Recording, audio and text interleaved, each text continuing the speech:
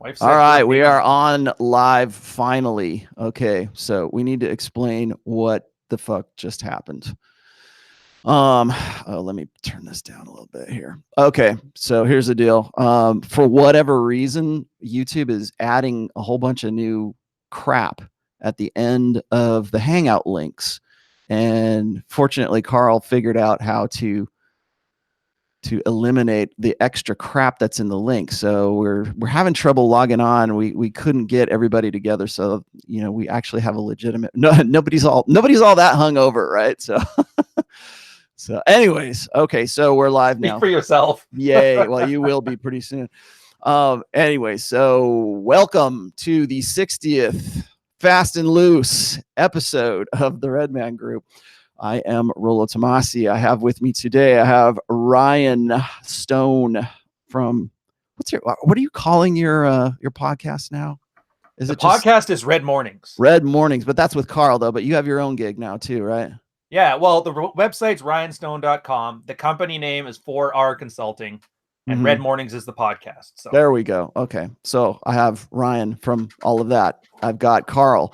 Tate is on his way in. People are asking me where Tate is. We're still trying to figure out how to get him in here with this stupid ass link that's really pissing me off, because all I've done is the same thing I've done since we started this. Carl, I have Carl from Black Label Logic here as well. Tate is on his way according to his Twitter. So please be patient. Today we're going to talk about game and girls around the world. Okay, we haven't done a game episode in a while. We're supposed to have Jonathan from Modern Life Dating in here in a little bit as well. I thought this would be kind of an interesting episode because pretty much all of us are in different countries, right? I mean, Ryan is in Canada, which I guess is is that the 51st state of the United States? I don't know. It's Europe and America Light. Europe and America Light. Yeah. So you are in Canada. Where in Canada are you? In Ontario? Ontario, Toronto, Ontario. My videos, man, right beside the CN Tower. I don't know where Carl is, but I do know he's in a secret location somewhere in Europe. So that counts as being somewhere international. And we've also got Tate, who is, let me look, see if he's on his way in here yet. Okay. He hasn't said anything. Where's Tate? Tate's in Romania, isn't he? Yeah, Bucharest. No. Where? Bucharest in Romania. Bucharest. Yeah. Okay, so he's in Bucharest. And then if Jonathan ever shows up, he is in Japan. So we've got, of course, maybe that's the whole thing. Everybody's trying to get in from outside the country. But anyways, the reason that we wanted to talk about this today is because of something we talked about last week when Donovan was hosting. And I think we mentioned something to the fact that it was sort of unfair to say that what was it? It's easier to game like HB10s or something like that, and Tate took issue with that. Is that what the discussion was, Ryan? Yeah, well, it started off, I was saying I think I was talking about how guys think if they move somewhere else, it'll solve all their problems, like with Thailand and Eastern Europe. And John said the Eastern European women, just throw $100 at them and they'll jump your bones. Tate took issue with that. They didn't need game for the Eastern Europeans, and he was going to show you guys how it really worked, which I thought was fascinating. I've never been further east than Croatia, so it'd be cool to see how it goes. But everybody thought it was a fight, but it's not. It was just guys are swapping notes with a little bit of passion, because heaven forbid we take some interest in this. He wanted to come in and chime in and sort of tell. Oh, here he is. Here's Tate. He wanted to come in and chime in about his situation. Tate, hey, welcome. Sorry, I don't know what the hell. This is not any of our faults. This is YouTube screwing us around. So let me try and sort all this out. 1 second. Yeah, I was gonna say, can you put on headphones or something? Is it hard to hear me? Well, we're getting a big, huge echo from you. Oh yeah, the feedback from the speakers. Yeah. Let me try and find headphones. As I said, way better than last time. As I said, this remember is when he was doing it from his car last time? Yeah, I know. You're not doing it from a cell phone. You're actually doing it from a thing. All right. Well, Tate figures that out. I'm gonna mute Tate because we're gonna just get nothing. There we go. Cool. All right. So, anyways, we're looking forward to the point in the broadcast where he takes his laptop out to the Lambo because the Wi-Fi is stronger there. Yeah. Well, we should have Jonathan from Modern Life Dating in here as well. So he wanted to chime in on that as well. But I thought that was interesting because when we were talking about this, it brought up an idea for a show topic, which was there's like I think there's I don't know, maybe we can settle it in this discussion, but there's this popularized idea amongst certain guys in the manosphere who say that the best thing for a guy to do is just, if they want to get laid and if they want to do, if they want to, play the game on easy mode, is just to like go to some Southeast Asian country and pick up some, some third world hottie, I guess, as hot as you can get them. And then they're, they like to say that women from outside the United States are more feminine, they're more submissive, they are brought up differently to to respect men and to just basically anti-feminists or whatever. And I was looking at that and I was reading that, and I've read lots of articles about this. I've actually written an article about this. It's called Bachelor Nation, and this is kind of strange to me because there's so many different sort of demographics of guys that try to find ways to like I said, play the game on easy mode by leaving the country. Like some guys will even just expat all the way out, right? They'll just say, you know what, I'm going to go live with 4 chicks in Thailand or some shit like that. I don't know. Yeah, you know what always bugs me about that though, Rollo? What the implication there is, I'm going to go here where the girls are feminine and they're great. The implication being I'm special the way I am, but the girls here just don't recognize. Yeah. So, and what's funny is Vox Day calls that the secret king thing, right? Yeah. We've talked about that before, where gamma guys who are on the gamma side of the scale. If you want to talk about sociosexual hierarchies, okay, the gamma is sort of like beneath, is the just next step above, sort of omega. Yeah. And he's omega with a sense of grandeur. I will give Vox credit for sort of coining those phrases. And if you're going to talk about like if you want to categorize and classify guys, like I'm good enough with just saying a guy's alpha or a guy's beta. He likes to sort of like specify things a little bit more. But anyway, so the gamma guys decide that they're never going to be as good at game in the United States as they think they could be in like the Philippines or Estonia or whatever. And so they think that they're playing the game on easy mode by going off to those countries, and maybe they are. That's why I wanted to have Tate on here, and certainly, gosh, I'm out of focus. There we go. Certainly, Jonathan. Well, yeah, Jonathan in Japan. But I mean, the other side of that whole thing is that women will say, "Well, you're just a sex tourist. You're just leaving the country." Because you want to go and have 14-year-old girls in Thailand or something like that, and that's certainly not true. I wrote a American argument.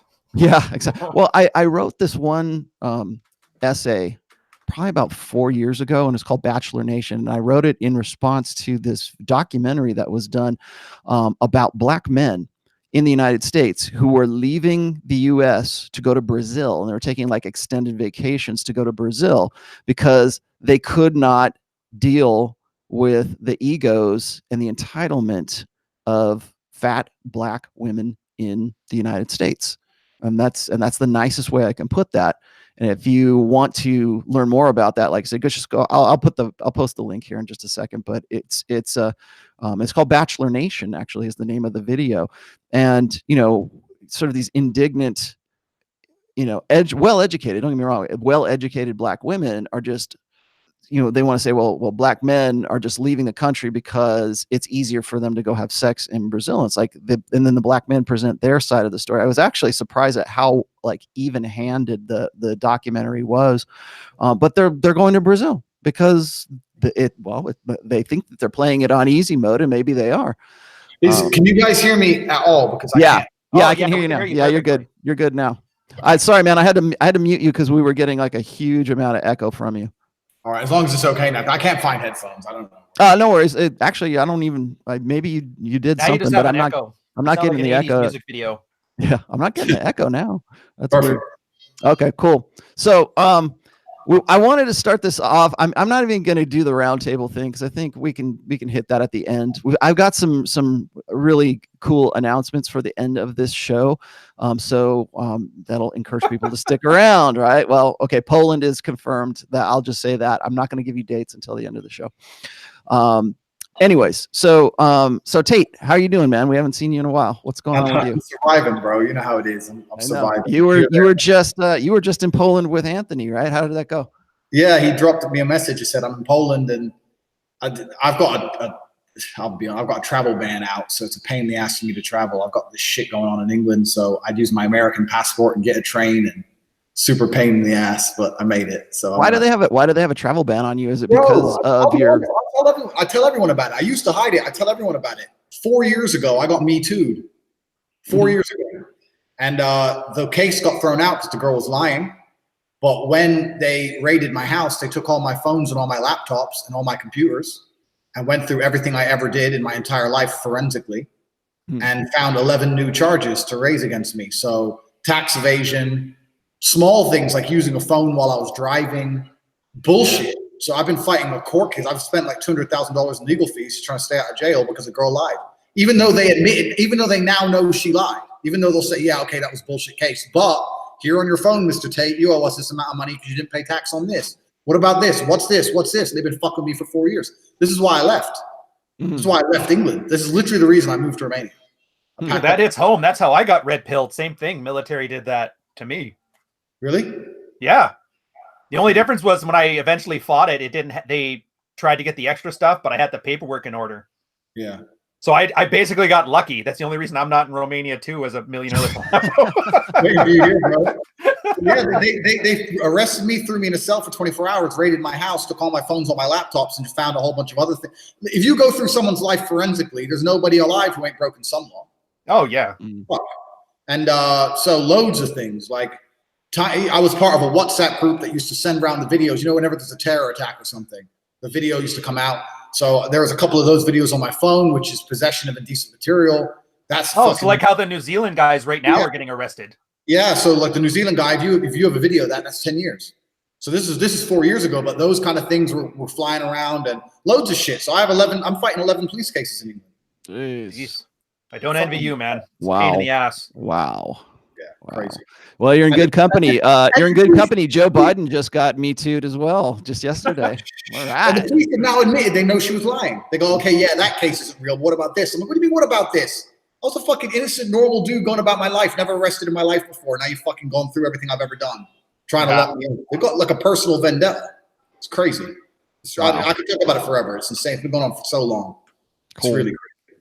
Worked out well for you, though, in the end.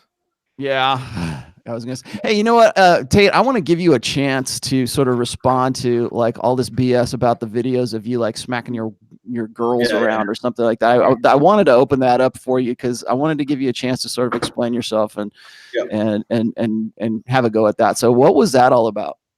So here's the crazy thing about that. So those videos were faked anyway because the girl came forward and said it was fake. So I never really hurt her or anything. What's most crazy about that, and what I don't actually say on Twitter, but they were leaked by someone in the police force. This all ties in. So check this. So I was arrested for this thing I didn't do. They took all my phones, took all my laptops, whatever. There was that video there. Now that video, a guy had paid for $3,000 or $4,000. He said, I want to see a video. One of my video chat guys said, I want to see a video of you getting beat up. And I'm like, $5,000 to pretend to beat you up for 10 minutes or whatever, 20 seconds. Like, yeah, cool. So that's what it was. It was a role play for video chat. So we did it and faked it, and it obviously just left it on the phone. The guy paid the money, he set the video, whatever. Then when I went on this TV show, I was on a TV show in England, Big Brother, all of a sudden it's all in the papers. And the only place that video still existed was on the phone the police had. So I'm currently suing the police for $2 million for leaking things from the phone. So someone who works for the police force who forensically went through my life saw all these girls and me having too much fun. And then he sees me on a TV show and thinks I'll just call up a paper and get a quick 20, 30 grand. It's fucking corrupt as fuck, bro. It's insane. It's crazy. It's a crazy story. So was that the police force in London? England. In England? Yeah. Oh, wow. So when I Dude, got if my that guy in lawyer, Chicago can get that sue going on, you got to be able to get yours on that too. That'd be hilarious. bro, I mean, but the problem is this, and this is why I think they're out to get me, because I didn't know until I launched my lawsuit. I can't begin my lawsuit until their criminal investigation is formally finished. And this is why they keep finding new shit to try and charge me with. They will not let it go. So they're contacted, just extending it as long they've as they can. contacted every girl I've basically ever had sex with across the last 4 years. I got a message this morning of a girl I haven't seen in 4.5 years. The police knocked on my door. They're going just on any girl, anyone I've ever spoken to. Do you have anything bad to say about Andrew Tate? Because if so, we're gonna fuck them. Greg B in the chat. Greg B in the chat says you need Jesse Smollett's lawyer. Something. Yes, you do. So that's what's going down. All right, so that's hey. We got Jonathan. Thank you for joining us, Jonathan. Just Hey. for anybody watching right now, we'll extend the show a little bit. Sorry, we got off to a late start here. It was not our fault. John, what's going on with you? Today we're going to be talking about gaming girls around the world, right? I just wanted to sort of, now that we've got you here, I wanted to make sure that we outline what we're going to talk about in this show. We're going to talk about game. We're going to talk about girls. We're going to talk about, is it easier to game chicks in other countries? What are the ins and outs of, are you actually playing the game on easy mode by being in another country? And I wanted to get you guys' input on because everybody here right now is in a different country. I'm in the US, Tate's in Bucharest, right? Bucharest, yeah. Yeah. Carl is in Liechtenstein, and Ryan is in Toronto or Ontario, and Jonathan is in Japan. So where in Japan are you anyways? Are you like in Tokyo or are you in? Yeah, I'm in Osaka? Tokyo. I'm in the capital. Sorry. Actually, I kind of fell asleep, man, and the time zones kind of fucked me up. I don't know. I know it's probably what, 4 a.m. there. It usually with daylight, the Japanese don't do daylight savings time, so typically it's 1 a.m. and then I just realized, oh my god, we're on because I got the notification, so I sprinted out of bed. For you. Yeah. Yeah, yeah. I'm in the future. Trump won. So, All right. I'm also going to be taking, we'll be taking super chat questions and just regular questions too. Don't feel like you have to super chat, although that does help. And just to get some, some input from our friends here online. Oh, thank you for the 55 NOKs, whatever that is. Scooby Snacks says, hi, Rolla, would you please explain the difference between approval seeking and validation seeking from girls and how to stop it? Any essays about this? I'll post something in the chat about that here in a second. And Young and Blessed, thank you for the $20 super chat. That's very nice of you. Yes, I have a new wallpaper going behind me. Do I look like, I was going to ask you guys a question. Do I look like I'm like in some kind of like fishing shack somewhere in the Alaska country, in Alaska I somewhere? thought you went from the toilet to the shower. To the shower. Oh, is that what it is? I know, like a shower stall. I know. Yeah. I had to do something because the palm trees just weren't working for me. So anyways, I wanted to start off with Tate here because Tate, I wanted you to be able to sort of have your say about what you thought about our last week's show when it comes to chicks. So Ryan, can you like sum that up for us again? Again? Yeah. Well, yeah, it was just because I've never been east of Croatia, and I never liked the idea of guys thinking they can move to somewhere else and then they're great, but American women can't understand it and get down there. Yeah. John was saying something like it's fish in a barrel, super easy. You might as well do it. And I think you chimed in with the Eastern European attitude. I was curious what the Eastern European game is like. Mm-hmm. And I think John was the same way, but John came from like, what was it? Southeast Asia was like where your bread and butter of like foreign game is, right? I mean, if a girl gives me a time of day anywhere around the planet, she's going to get fucked.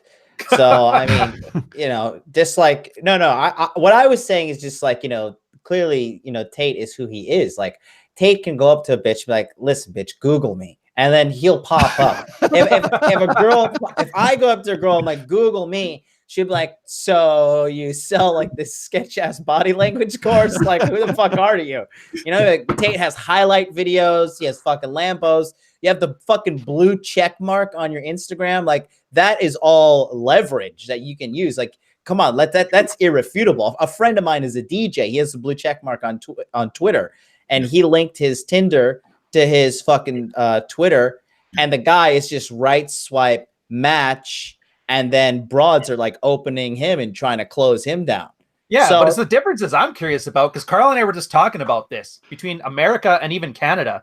You have to be a lot more subtle with your game. You can't do like the Anthony Dream opener in Montreal, for example. So I'm really curious because I know a bunch of Polish girls and Ukrainians. So I know Tate's probably going to say some shit that's going to hit really close to home on me here. And if anybody wants to know what the Anthony Dream Johnson opener is, go hit him up. I think he probably would explain it to you better than anybody here. I got my douchebag glasses on too, so just so you know. You're looking this is a game show. Full hot dude. I can't wear these though because it's like I need my glasses to see the damn. I just got LASIK, so the light is still sensitive. Oh wait, there we go. Hold on. We got to do this. Okay. Yeah, just squat up. Everybody squat up. So people can do a screen cap right now. Join the hot dude army. Fuck it.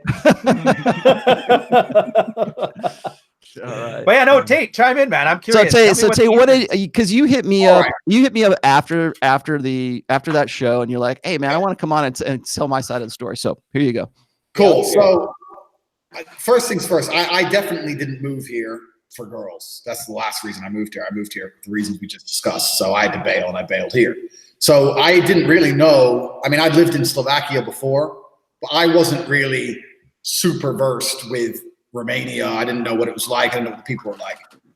Girls, my view is pretty much this. I've been everywhere. I've been, like Ryan, I've traveled the entire world. I think I've been to like 71 countries. I've been to so many places. I've got me beat. and girls are girls all over the world. Girls are girls all over the world. And people have this impression, I get this all the time. They go, oh, if I go Ukraine, I'm a loser here, but in Ukraine, I'm the man. Mm-hmm. Absolutely false. It is absolutely false. And the reason it's false is in fact, I would say Eastern Europe. We won't talk about Eastern Europe specifically, so let's talk about some other countries. Let's talk about Eastern Europe. Eastern Europe is, I believe, harder for game than the West. And the reason for that is, yes, there are more beautiful women. If you walk the streets, you're going to see more hot girls than you do in the West. No doubt about it. But these women are far more cunning and far more prepared to leverage their beauty to get what they want than a Western girl. So in the West, you'll see a hot girl with a dude, and the dude's a loser with nothing, but she's like, oh, but I like him, he's funny. And that's her, he's funny. So I'll bang him, he's funny. Whereas a Romanian girl will go, okay, he's funny, but I can't have a kid with him. Where's his house? Where's his car? Where's this? Where's that? So they are far more intelligent. I will literally use that word. They're sharper about the game. They know the game, and they want something out of it for them. It's not just a matter of I like him. Like, okay, I like him, but what else do I get? That's how they are. That sounds like fun. Yeah. So, and it's not just money. It doesn't have to be money. If you're prepared to settle down and have a family, that's where this whole they're more traditional thing comes from. Because they're more likely to say, okay, we're going to be together. Let's have a family. Let's make something of this. They're not as interested in the random sex. If they're going to have random sex for no reason, they're going to be in a brothel, or they're going to reply to their Instagram DMs and end up on a boat in Dubai. We live in a global world now. The idea that you go to some poor country and some 10 out of 10 doesn't realize she's hot and she's humble as fuck. That is complete bullshit. All these girls know how hot they are. All of them. They all have blue. You talk about blue check marks. They got blue check marks blowing their Instagram up all day, every day. They get unlimited free offers to fly to Dubai all day, every day. Come Dubai, come here. I'll pay for this. I'll pay for that. They know the game. They're not stupid. So when you talk to a Romanian girl, she wants something for herself. And it's not just a matter of, oh, he's nice to me. Oh, he's funny. That's a Western phenomenon, because Western women have taught that they believe, well, I can provide for myself. And once women start to think that way, this is an interlinked conversation, but they start to think that they can provide for themselves. This is where the whole degeneracy of the family unit goes, and that's where they've gone. But they believe that, so they think that their sex doesn't have to be linked to keeping a man happy and financial motivations. But a beautiful Romanian girl, her absolute dream is a man who can pay for her to stay home with kids. But she wants to drive a Bentley. So you better fucking, that's how they are. So if you think you're going to turn up here with $100 and you're going to be the man, you're going to be sorely disappointed, because it's not the way it is. And on top of that, there's another thing that people forget about Eastern Europe is it's really not that poor. People have this impression that it's really poor. I live in Bucharest, the capital of Romania. I'm broke.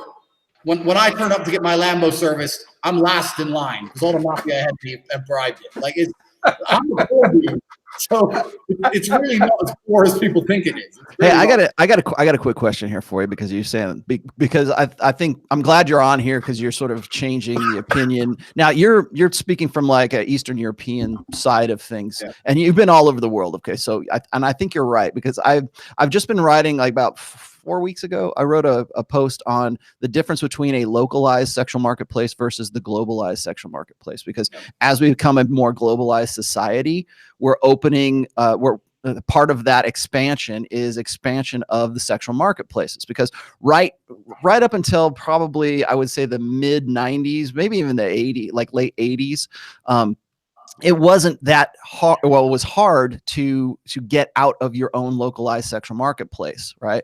One of the illustrations that I give here is like when the Philippines were just the Philippine Islands, right? And it was just the native population of the Philippine Islands.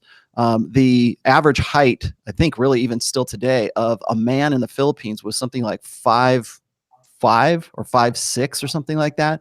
And then, so you have this localized sexual marketplace. So the women of the Philippines saw this, to them, a man of 5'6" or 5'7" was a giant, man. They're like, oh man, this, because that's what women rate on height, right? I mean, that's a global standard for women when it comes to rating like the sexual market value of a guy, right? Height is definitely one of the global things that women rate on.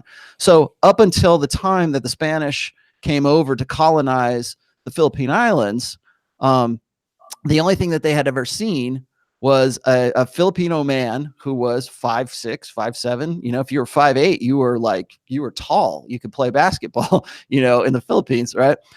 But then Western colonization happened, and then so we go from that localized sexual marketplace of these women and men only being accustomed to one standard, and then a new standard is added to that localized sexual marketplace. So now you've got a guy who's 6 foot tall who comes in and he looks different. I'm sorry to interrupt, but I know exactly what you're saying, and you're completely right. Instagram has obliterated that. Oh yeah. Instagram has made the whole thing global. If you're a 10 out of 10 in Almaty, Kazakhstan, and you're a 10 out of 10 anywhere on earth, you are getting international offers. Yep. Yeah. Well, the reason I was throwing that out there is because that is an illustration of where we're going on a global scale right now. So we evolved from, hunter-gatherer tribes where maybe we had 100, 150 members of that tribe, right? Or we were in that one spot, or maybe we were in, then that turns into a larger like nation, right? Later on. And so now we're intermingling nations because of globalization. So now exactly what you're just saying is happening. So we're starting to see a globalized sexual marketplace. So yeah, you're right. So if a woman is a 9 in Estonia, she's a 9 somewhere else, because there's guys that just want to, it's this escalation, I think, like women, like we were talking on, was it when we were talking about where we're rating women, when we were talking about the rating scales, I mentioned that if you are like, say if you're a 10 in Butte, Montana, maybe you're a 6 in South Beach in Miami or something like that, right? Because there's that regional differences. But now, because we have the internet, because we have Instagram, because we have the social media that we do, now even that's getting thrown out the window right now, because we're getting into a globalized sexual marketplace. And I think what is changing along with that is this preconception that it's easier to go get laid in like the Philippines, or it's easier to go get laid in Japan, right? Maybe in the 80s. Yeah, maybe that was. And even, and I'm not going to shit on Roosh, but Roosh is right. He's right about this, is like he's even said in his books that it was easier for him to get laid and to run game in various European countries back when he started, like back in like 2008, I think 2007, 2008, somewhere. And then like, if you read his, I don't know about the last game, but like he wrote a book called Poosy Paradise, right? And in Poosy Paradise, he was saying that the same countries that he was coming back to, like say Poland or something like that, because he always raved about Poland. But when he came back to Poland after being gone for a while, he noticed that the sexual marketplace had changed in Poland, and it was much more difficult for him to run game than it was, say, like 10 years prior. So Oh, I think that we're looking at a change that's happened, like certainly within just 1 decade. He's also leaving out the big important fact that Roosh, like God bless him, what all he's done, or whatever, but like Roosh clearly has no introspection. Like Roosh is a weird guy. Like he's a Yeah, weirdo. Like look at the guy. Like he's beady little eyes. He's weird, like his weird beard. Like God bless Here him. I was whatever. trying to be nice, dude. But he Barely. he is not like he's not living the hot dude life. He's not an attractive guy. Like he has to really take some introspection and look at him. Like look at the guys in this panel, all decent looking guys. Like look, Tate, good fashion, handsome guy. Ryan, wears terrible shirts, but good smile, good hair, good jawline. Rolo, you are who you are.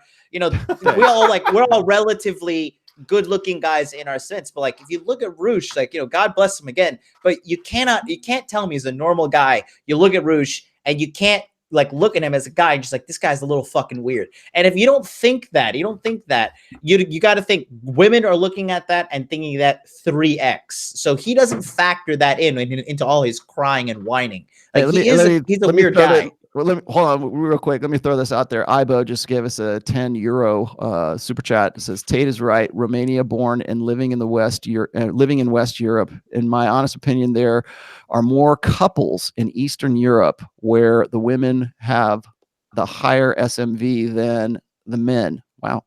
Also, East Europe women dress more feminine and more makeup. Is that true. Though? I mean, I think what happens. It's the same in Japan as well. Like, look, dude, American girls are the bottom of the barrel. The only ones that rival them are probably British girls. The only girl that I've ever been with that's like pissed in the bed after we've had sex is a girl from Britain. This girl is a complete fucking pig. All right, like I'm telling you, story I've heard of this too from other people. Dude, and I'm telling you, like on a global market space, if you got, I don't know if any of you guys have been to Tokyo. Tate, I don't know if you've been out here, but if you ever watched Tokyo, and Tate, you're a smart guy too. You probably have high EQ. You can understand body language. You watch these American girls walk around Tokyo and walk around the army of beautiful, well-dressed, well-makeup, high-heeled, thin Japanese girls everywhere. You could just watch these American girls just constantly walk around in a constant state of insecurity, like, oh my God, like Beyonce was wrong, The View is wrong, I'm a fat pig, and it all kind of fucking comes crashing down on them. Well, so it's true because it's competition, isn't it? It's the same with the market competition in business. It's the same with competition with anything else. Here in Romania, all the girls have pedicures and dresses and high heels. Do you want to be the fat bitch without high heels on, without a dress on, without your nails done? No. So it's the reality, isn't it? When if there's a culture of women acting feminine and acting beautiful, then it's gonna spread.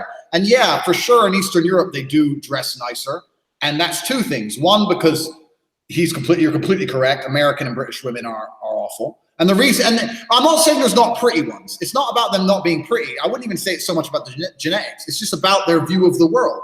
How they take care of themselves. It's just a statistical norm. Like a 6 in Japan is like a 7.5 in the States. But like, that's the thing. They throw off the balance too, because most of the girls in the States are kind of fat pigs, and Britain as well. And then the girls who are like 7 and above, then they get extremely inflated egos because everybody's like after them, like just because they're just average, because the rest of the girls have let themselves go. So it throws the entire market balance off.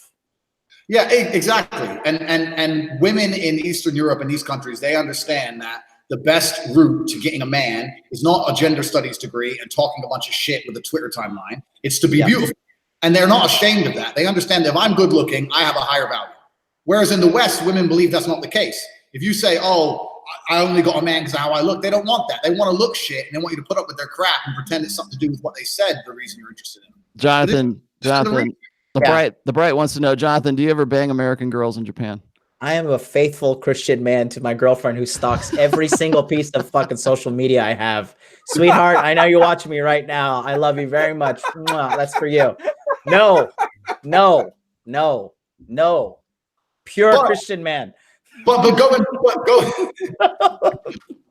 back to that, because they're more beautiful and because they're more feminine and because they know how to leverage their looks, I would say in many ways that makes them harder to sleep with. These girls here are not stupid. If you get a Ukrainian girl and she's hot and you don't have game, you're going to have either an empty bank or a broken heart. There's no other way it's going to end.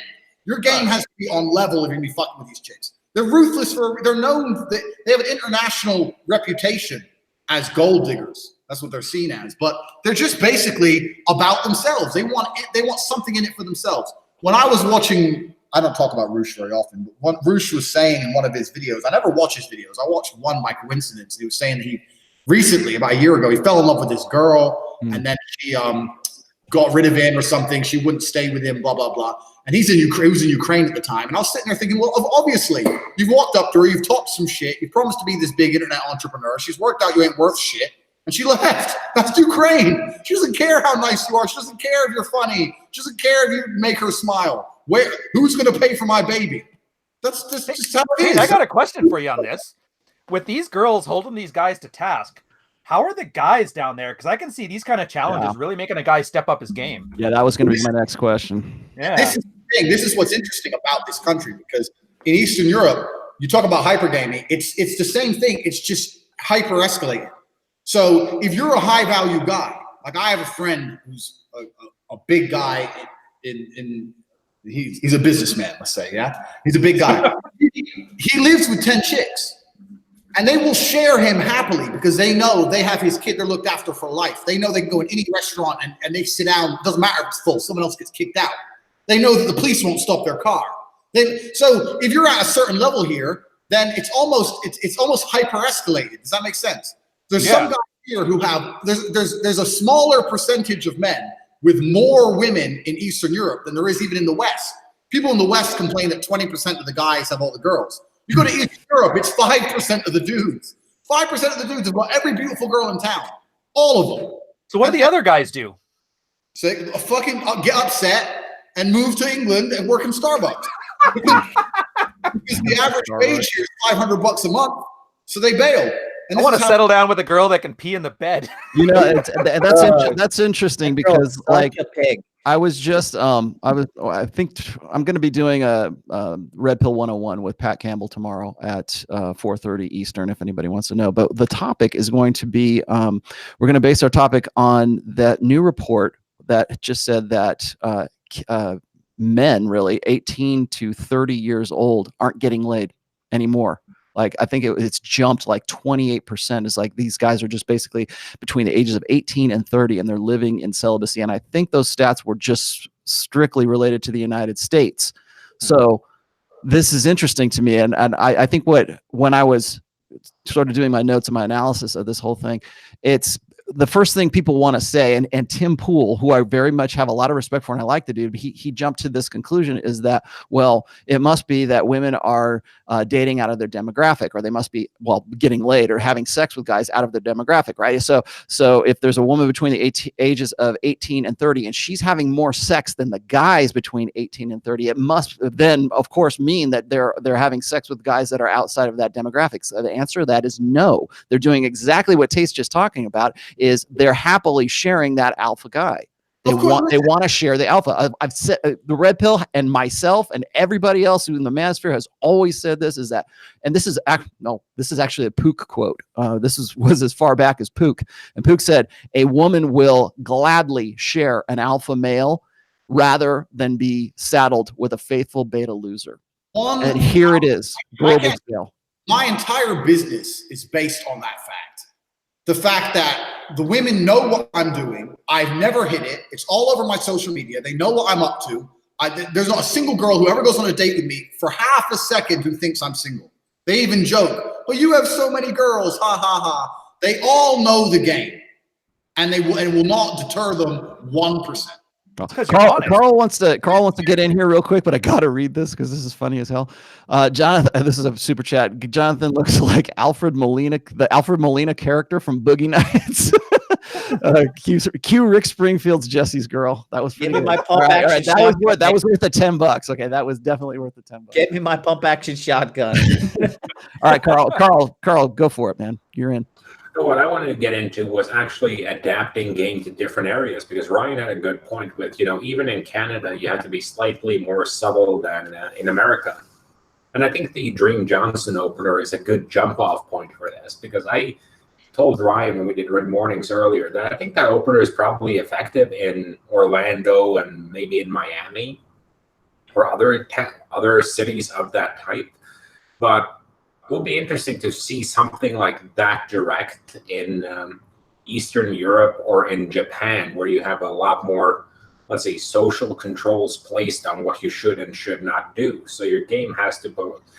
If you say America's the most direct gameplays in the world, what would be the least direct game where you have to be the most subtle, the most underhanded, and the least understated?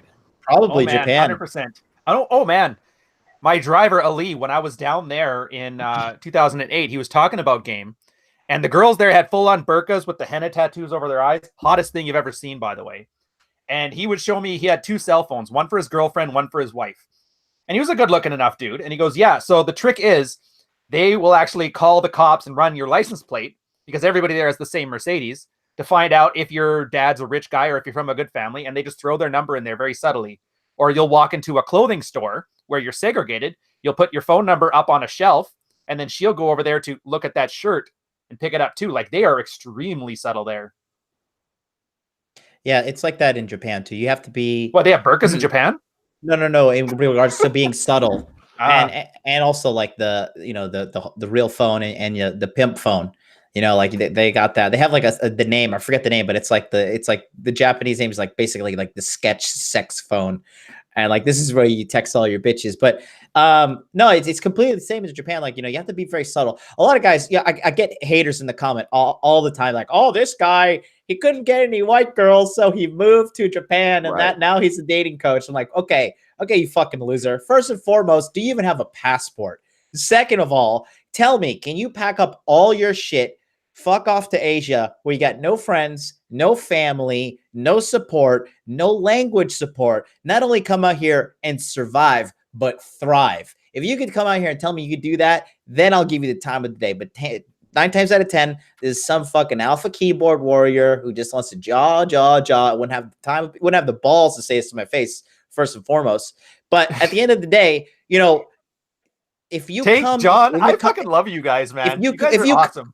Thank you. If you come to Japan, okay, let's keep it 100%. If you come to Japan, there is some serious racism here. And I'm not here to cry about, woe is me, fucking feel sorry for me. I'm not Roosh, all right? So I'm just giving you straight as a fucking arrow. There is racism here, and there's a point that you have to focus on and deal with. I have gone into shops, and they're like, sorry, we're full. But it's really like, sorry, take your non-Japanese ass down the road. We don't want to serve you here. I've had Japanese guys cock block me. I've gone to karaoke with broads before, and I've tried to like go in there. It's kind of like you take them to karaoke and you bang them or whatever. You do that, but they're like, oh, sorry, you need a member's card. You need a member's card. I'm like, member's card? This is like the Walmart of karaoke. Do I look like an asshole? Are you seriously telling me this stuff right now? So, and not only that, but you have to factor in the language barrier that 99% of Japanese people do not speak English at all. Okay, so no, it's not. And top it off, Japan is the 3rd largest economy in the world. There's 127 million people on this fucking country, and it is the 3rd strongest economy in the world. Okay, number 1 is America, 350 million. Number 2 is almost 2 billion in China, where they're heavily incorporating slavery. Okay, so then 127 million, and you are getting the 3rd largest economy in the world. The average salary here for people is very high. Japanese girls, they don't need you. They don't need your money. They don't need your anything. They've got everything. They've got heritage. They got parents paying for stuff. They got property. But you have to have game. You have to be a pimp, which most of these dorks, these sexless shit-talking dorks on the internet, they don't have it. So they get on the internet and they start chatting away. But it's not easy. It's not like you just come over here and like there's some like red carpet like out and everybody's like there's like a brothel of Japanese girls waiting for you. No, the only reason why Japanese girls seem easier is because their mind is not diseased with feminism. That's why they're normal women. Well, I was going to say this. We all know that the guy on the internet is banging nothing but 9s and 10s all day. The only reason he's able to post to his Twitter account 24 hours a day is that he has 9s and 10s riding his dick while he's on his phone tweeting 24/7. You talking about a limitable man? Oh, learn game. I mean, step your game up another level, man. No, Tate, you were saying here, just to switch Oh, go back to ahead. the actual topic. Tate, you're saying the same thing. How people think Romania and a lot of Eastern European places are still at perestroika, and everybody's buying toilet paper off the black market, but it's not like that, is it? Listen. Firstly, he just nailed it. He just nailed it. Modern life nailed it. Japan is a million times harder to get laid than the West. Anyone who thinks you flee the West for pussy, unless you've gone to Southeast Asia, the West is pretty much the easiest place in the world to get laid. If someone were to say to me, Andrew, you have to go out 7 nights a week and sleep with 7 new girls, I would choose to do so in Northern England. Because that's the easiest place. There's nowhere you can go up to a girl who barely knows you, talk some shit, and actually sleep with her. You can't do that here.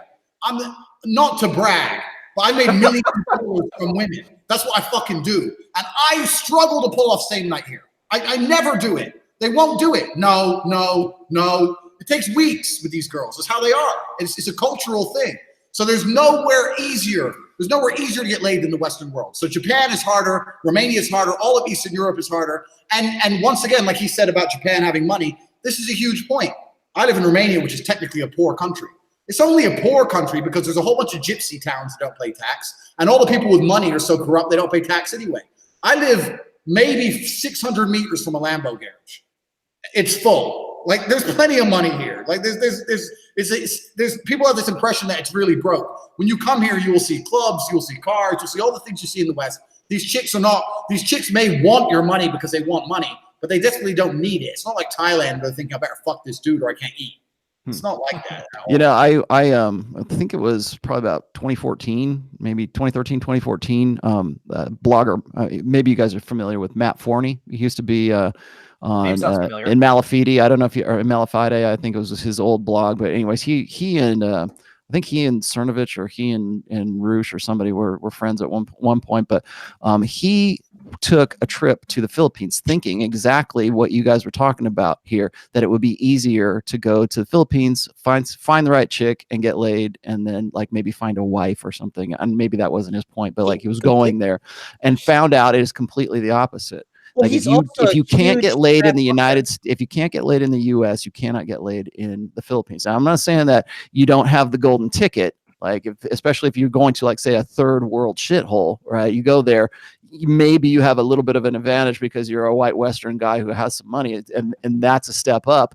But I think that depending, maybe you guys can correct me on this. Is it depending on the country? Because it seems to me like if you went to the Philippines or you went to some sort of like a third world country, like someplace in Southeast Asia, a white guy there who's making, who's expatriated over there, and now he's living with like 3 women, and he thinks he's the bomb, right? And force amplifier. Basically, he picked them up off of the streets, But it's like, I think there's still that idea that you can just go play the game on easy mode if you just expatriate. Let's be honest here. It's like if you go and you live in these countries, if you go to Vietnam, maybe you can live like a king over there if you're like one of these digital nomads, right? Maybe you've got your drop shipping business, or maybe you've written a book, maybe whatever. I mean, I could very easily leave the United States and live like a king in Belize or wherever, but I think that there's a certain demographic of guys in the Manosphere who always advocate for expatriating, or they say just leave the US and go get women in whatever country, it's where it's easier to go, and that's simply not the case these days. Yeah, and Rolo, if you can, why don't you put up a picture of Matt Forney? This guy's a fat motherfucker. Yeah. Well, who cares if he's fat? Here's the thing, though. No. Hold on. I'm gonna make a point here. Yeah, Matt Forney is not a good-looking dude. You got to be good-looking if you want to make this game happen. You got to be relatively. Matt Forney. Well, that's what I'm saying. Force amplifier. You don't bald guy. He's a fat bald guy with you go from a 5 to a 6. Hold on. What I'm saying is like he's a big, fat, bald guy with huge tits. It's not like you just get off the plane and he's like, oh, I'm in magic pussy land. Like, that's the thing. If any of you guys think you don't have, if any of you guys operating right now the way you're thinking and you're living some type of sexless existence, or you're not happy with your life sexually, something is wrong with your mindset, okay? And something is wrong with probably your physical appearance. If you're a big, fat motherfucker, I'm sorry. Girls don't like big fat motherfuckers. Unless you have razor sharp game or you're super rich, it's not going to happen. Okay. The big three, I always tell my guys every single day, make sure you're making money, make sure you're making muscle, and make sure you're studying game. If you're Yeah, not well, doing that's the those point. three And that's things, why you and then Tate do so well where you guys are at, because yeah, you guys are attractive and yes, you sleep with women, but like Tate said, and like you said, you didn't go there to meet women. You went there to pursue your dream, your mission, or to get away from things that were just bothering you. You couldn't handle it. Oh, I came Women here for were women. a I lagging came here for indicator women of your for sure. Just success. FYI, I All definitely right, came fair here enough. for women too. I don't Well, then like I'll big go to fat Tate American there. women. Like Tate, would it be fair to say on yours, you went there because you had a goal. You want London off your ass and you want to make your millions. The women were the lagging indicator of success. Yeah, absolutely. But I mean, I've been everywhere. I've been everywhere in the world. I've always done okay. I've never really been anywhere and not been able to get girls. But certainly, absolutely, the easiest places to get laid are America and England and the Western in general. And if that's all you wanted was pussy, you'd be back in Derbyshire or whatever stupid British town. People who think they need to leave America. Look, everyone complains about feminism and feminism degeneracy. Feminism degeneracy has led us to one thing: hoes. That's what it's led to. Yeah. Yep. For no reason. So you're living in the most feminist, degenerate societies, and they don't give a shit if their father finds out. They don't give a shit if they don't care if they get banged on the street. All this shit only happens in the Western world. You don't get any of that over here. I've been on dates with 26, 27-year-old women who say, "Oh, I have to be home at 10. My dad will kill me." I'm 26 years old. You have none of that in the West. The West is same thing. Same thing in Japan, bro. Same thing. Girls be like, you know, if you try to pull the trigger on the first date, like, whoa, I'm Japanese. Like, we don't do this on the first date. And like they're like, you know, cultural brainwashing kind of clicks in. They're like, listen, like, this is not the Japanese way. And if you're too aggressive with some Japanese girl, it's like if you're like trying to like lull in a cat and then you suddenly make a big movement, the cat's like fucking scared, like runs away. That's exactly what it's like trying to seduce. Okay, I want to get Carl in here in just a second, but I got to take care of this super chat. This is Tate. This is Ibo again. Thank you for the 10 euros. Tate's right again. Many young and also highly qualified Romanian men, mechanics, doctors, etc., work in Western Europe thanks to the EU. Then return to Romania and buy property. Men are made, women are born. I think that's why they hate Brexit. Yeah, yeah, right. Yeah, can't get laid without Brexit.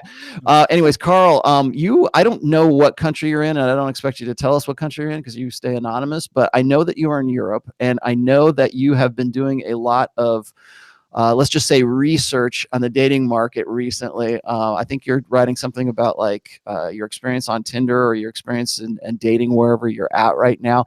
What's your take on all this?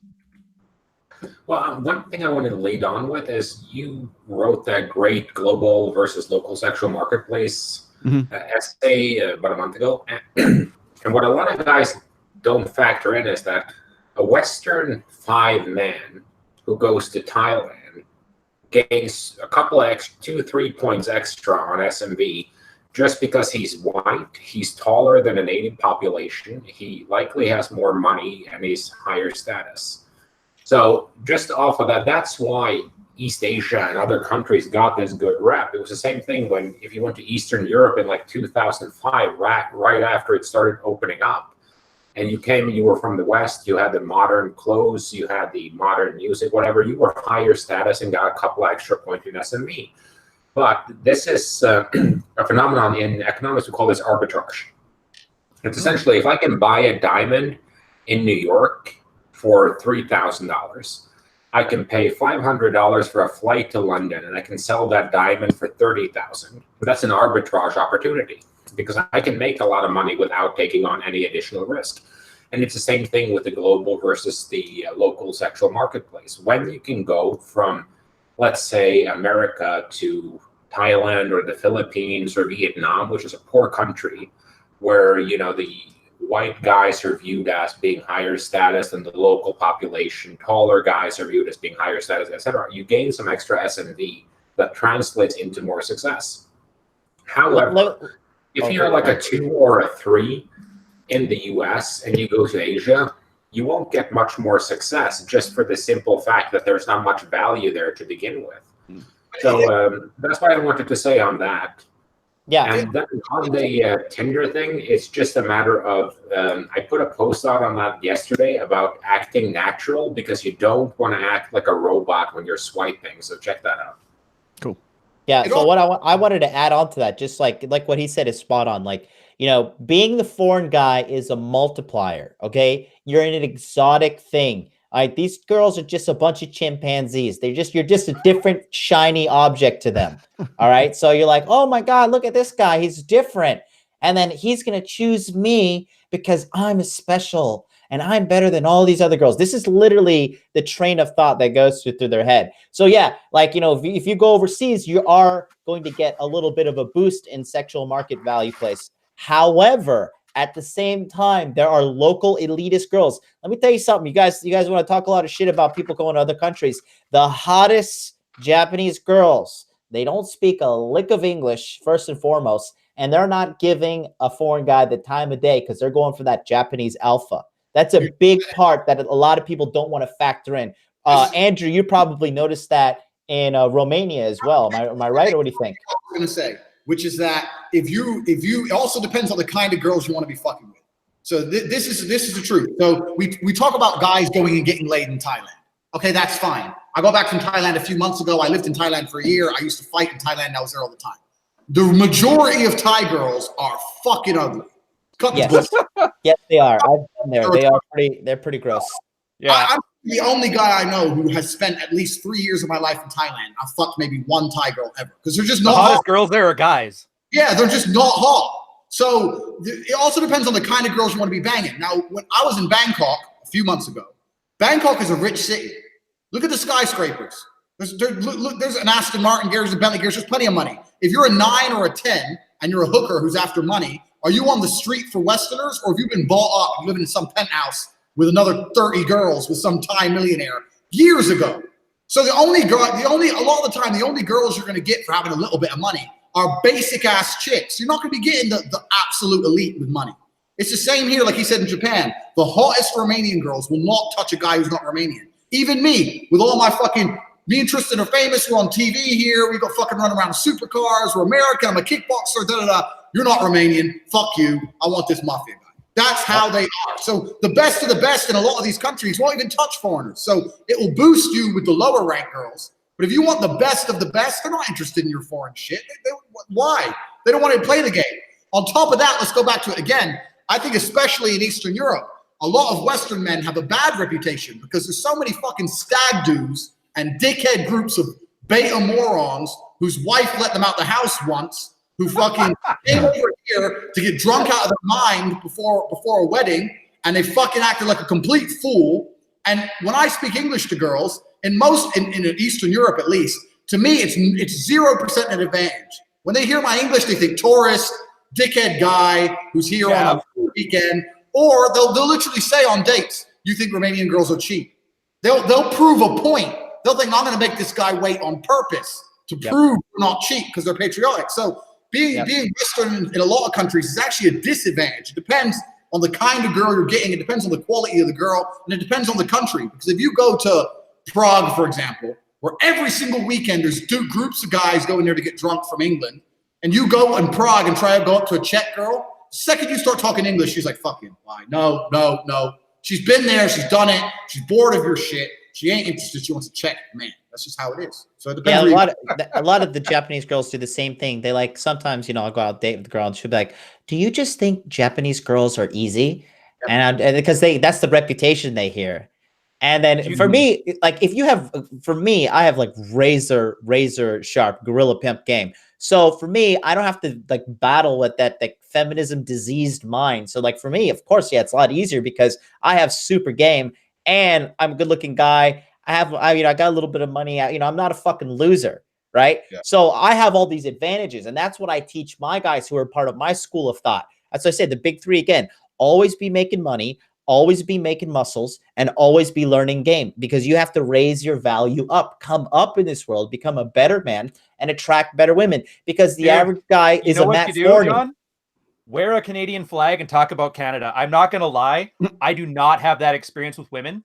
Canada, as a guy, we have the best reputation. I have seen people switch 180 from being an asshole to being nice once they find out we're not American or British, but Canadian. Yeah. It's funny is as part of my job for working in the liquor industry, I've been to Europe several times. I've been to primarily Holland, primarily. Oh, they love us up there. Rotterdam, We freed them from the Nazis. Rotterdam. Yeah, they love us there, especially when you go spend money in Amsterdam. But I know what the situation's like there. I've been to Belgium, been to France, been to Germany. I've also been to Panama, and because I worked with a brand of rum in Panama for quite some time. And when I first went to Panama, the people that we were working with, I noticed, of course, there's the difference between the rich and the poor in Panama is just stark. Okay, there is no middle class in Panama. There's only the super rich and the super ass poor. And when I was there, you know, you'd be in the hotels, and there'd be like, you know, hookers in the foyer of the hotels, and the hotels are just like okay with it. They're like, you know, here you can have a chick, and it basically comes with the utilities. You know, you can go take a chick home or take your chick to your room, whatever. But I was like that too. And yeah, so I'm there, and I'm there with the brand of vodka that I was working for at the time was Dutch.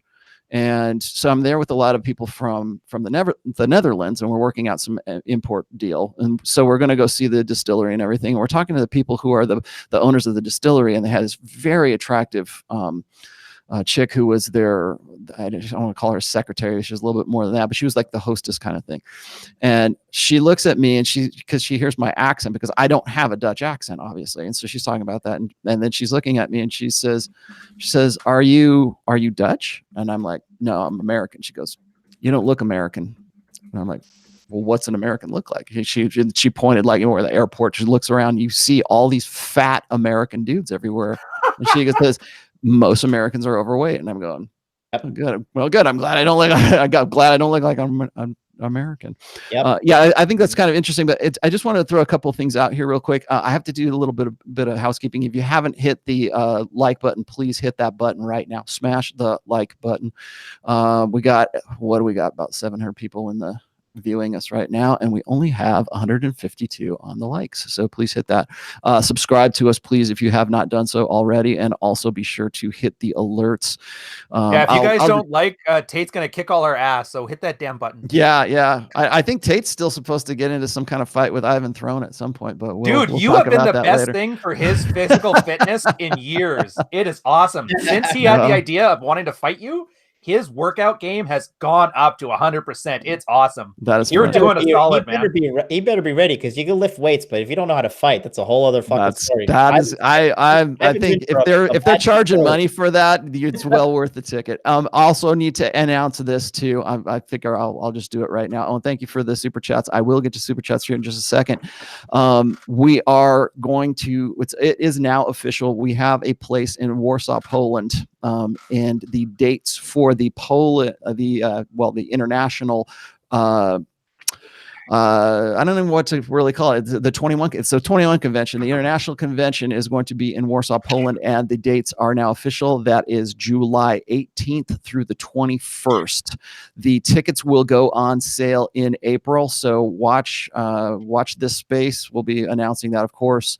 Watch my channel. Pretty much anybody that's on this panel, you'll be able to find out where to go get tickets for that. If you are in Europe and you're any of these great countries that we've just been talking about, please take the time to go to Poland. I will be there. I'm not sure. Are you confirmed, Ryan? You're going to be there for Poland? No, we haven't talked about it yet, so I don't know yet. I don't know. Tate's been asking about it, so I'm thinking like I really want to go. I know I'm there. I'm pretty sure Tate's going to be there. I'm going to be there speaking as well. Me and Anthony already negotiated that. So we are going to be in Poland, which is going to be a whole lot of fun. I've never been to Poland, so that'll be a great trip. I think I might even spend a couple weeks there just because I want to get a feel for it.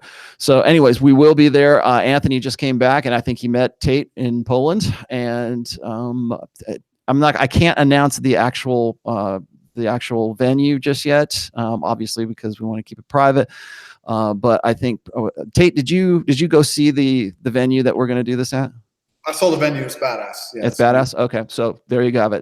Tate can endorse the venue. So we got that going on. Also, we have the Patriarchs edition of the 21 convention, which will be in Orlando, Florida. That is coming up on May 3rd through the 5th. I will also be speaking there. Pretty much. Ryan's going to be there. I'm going to be there. Who else is going to be there? I feel like Pat Campbell's going to be there with us as well. So that's going to be more geared towards guys who are either married or divorced or fathers who want to become fathers. It's a little bit more. It's the red pill for guys who aren't PUAs, right? Because that's what we all are apparently. Well, it's a fine line because you got to have a little bit of beta game in there. Otherwise, you end up giving a girl with super anxiety. And unless you got Tate game on point. I can hardly wait for Tate to have kids. I think that's going to be great. He already has like 6, whatever. What's interesting to me is when we talk about game and all these things, what's interesting is I definitely, certainly, from a pure theory standpoint, know the least here. Like I've read the least books because it's 0. I've read the least, like I read Rollo's stuff only when I started getting big on Twitter, and then obviously me and Rollo interacting. I was like, this motherfucker knows what he's talking about. So I started reading that. But before that, like I never really studied the game or anything. So a lot of the time, you didn't have to. You learned it the hard way. Yeah, well, yeah. I mean, I kind of, but a lot of people have come at me and asked me questions, like, and I'm like, I don't even know what you're talking about. Frame what? I'm like, I don't even really know what it is. It's my view. I kind of have my own theory on how the whole game works and how it all breaks down. And to me, it can be to me, it's pretty simple. To me, it's always just been, I'm a certain way and you either comply or I don't talk to you. Cool. I have that way for me. And it's not been an accident. It's just been like, I run a webcam business. We have sex. Yeah, I love you. You're going to come live with me and work on webcam. Oh, yeah, well, that's the beauty of it though. You get 100 guys like you who got their shit together the same way you did. You get 100 guys who started from nothing and built themselves up, and you guys all sit here and have a talk like this, and then Rollo writes a book on it. That's how all that stuff happened. Yeah. It's not like some weird scientist laboratory somewhere. It's guys like you telling your stories and people paying attention. I think that's that, and that's really what the Manosphere has been based on is the sharing of information between guys. That's there was no Manosphere prior to the internet. Okay, yeah, like if our audience walks away from this and doesn't get laid by listening to Tate and John talking about their stories, then we have nothing else to offer them. Well, people always say, well, Rollo, when did you get red pilled? And I was going to say, well, I came up in the the late 80s and in the mid 90s, all the way up through there. And it's like, I had to figure stuff out on my own. I didn't have a Rational Male book. I didn't have the Manosphere. I think Tate probably did pretty much the same thing. It's like, you have to figure this out on your own. And if you don't, and you know what, you're going to fall flat on your face a lot of times. I mean, I didn't get to where I'm at right now because I did everything right. I did it because everything I did was wrong. I'm trying to figure things out. How was I able to write the Rational Male? Well, it was because of the shared experiences of guys who did exactly the same thing. I mean, people say, well, oh, you just lifted all the stuff from Mystery. Like, no, I didn't. Oh, I looked at what Mystery was doing and I applied psychological and behavioral psychology dynamics because there was no Evo Psych back then, or wasn't as popular then. But I looked at that and I go, I said, that is, this is basically operant conditioning, or this is this dynamic, or this is this dynamic. And I was looking at what he was talking about, and then you apply that to like evolutionary principles and everything, and it comes together. I connect dots. That's what I did anyways. Go ahead, Tate. What are you gonna say? Like Mystery. So I don't know anything about Mystery's work. I know who he is roughly, and I've seen a picture of him or whatever. But I don't know. I kind of feel like a lot of these PUA guys, maybe it's because of the industry I'm in, but their end goal just like, I don't know how knowledgeable they are where their end goal is to go out and fuck a girl. I'm like, okay, that's great. Like that is what that's your whole basis. That's your whole religion. That's all your life is about. Whereas I've never been that way. My way has been, I want to go out, fuck the best looking girl, who then moves in with me and allows me to fuck other girls and then tattoos my name on her, then makes me money while I cheat on her. That's what I want to do. That's my thing. So when I look at a lot of these pickup artists and I talk to them, like, you're talking about the top 1%. Like, sleeping with the girl's the easy bit. Like, fuck, that's easy. Where's the rest of the theory to it? I think a lot of people have a very misguided idea of what PUA is right now. When they think PUA, they think of Mystery and his big top hat and his elevator boots and his black nail polish and whatever, feathers shooting out of his ass. Okay. They think that's a pickup artist. That is pickup artist. PUA has evolved so much more then you remember the game, the book, The Game, all that stuff happened. I mean, the game was published in 2005. So all the stuff that happened in the game was like 2002, 2003, somewhere in that space. We're talking like over a decade ago of stuff that has happened. So I think when you get called, I think almost like to call somebody a PUA today, it's like, I think, especially in the MGTOW community, think that that's some sort of invective, right? They think that they're insulting you by calling you a PUA. And the thing is, it's game. There's red pills of theory, game is the practice, and that's how that works out. Hey, I wanted to get back to one thing here though, and I think probably Jonathan can help me out a little bit with this.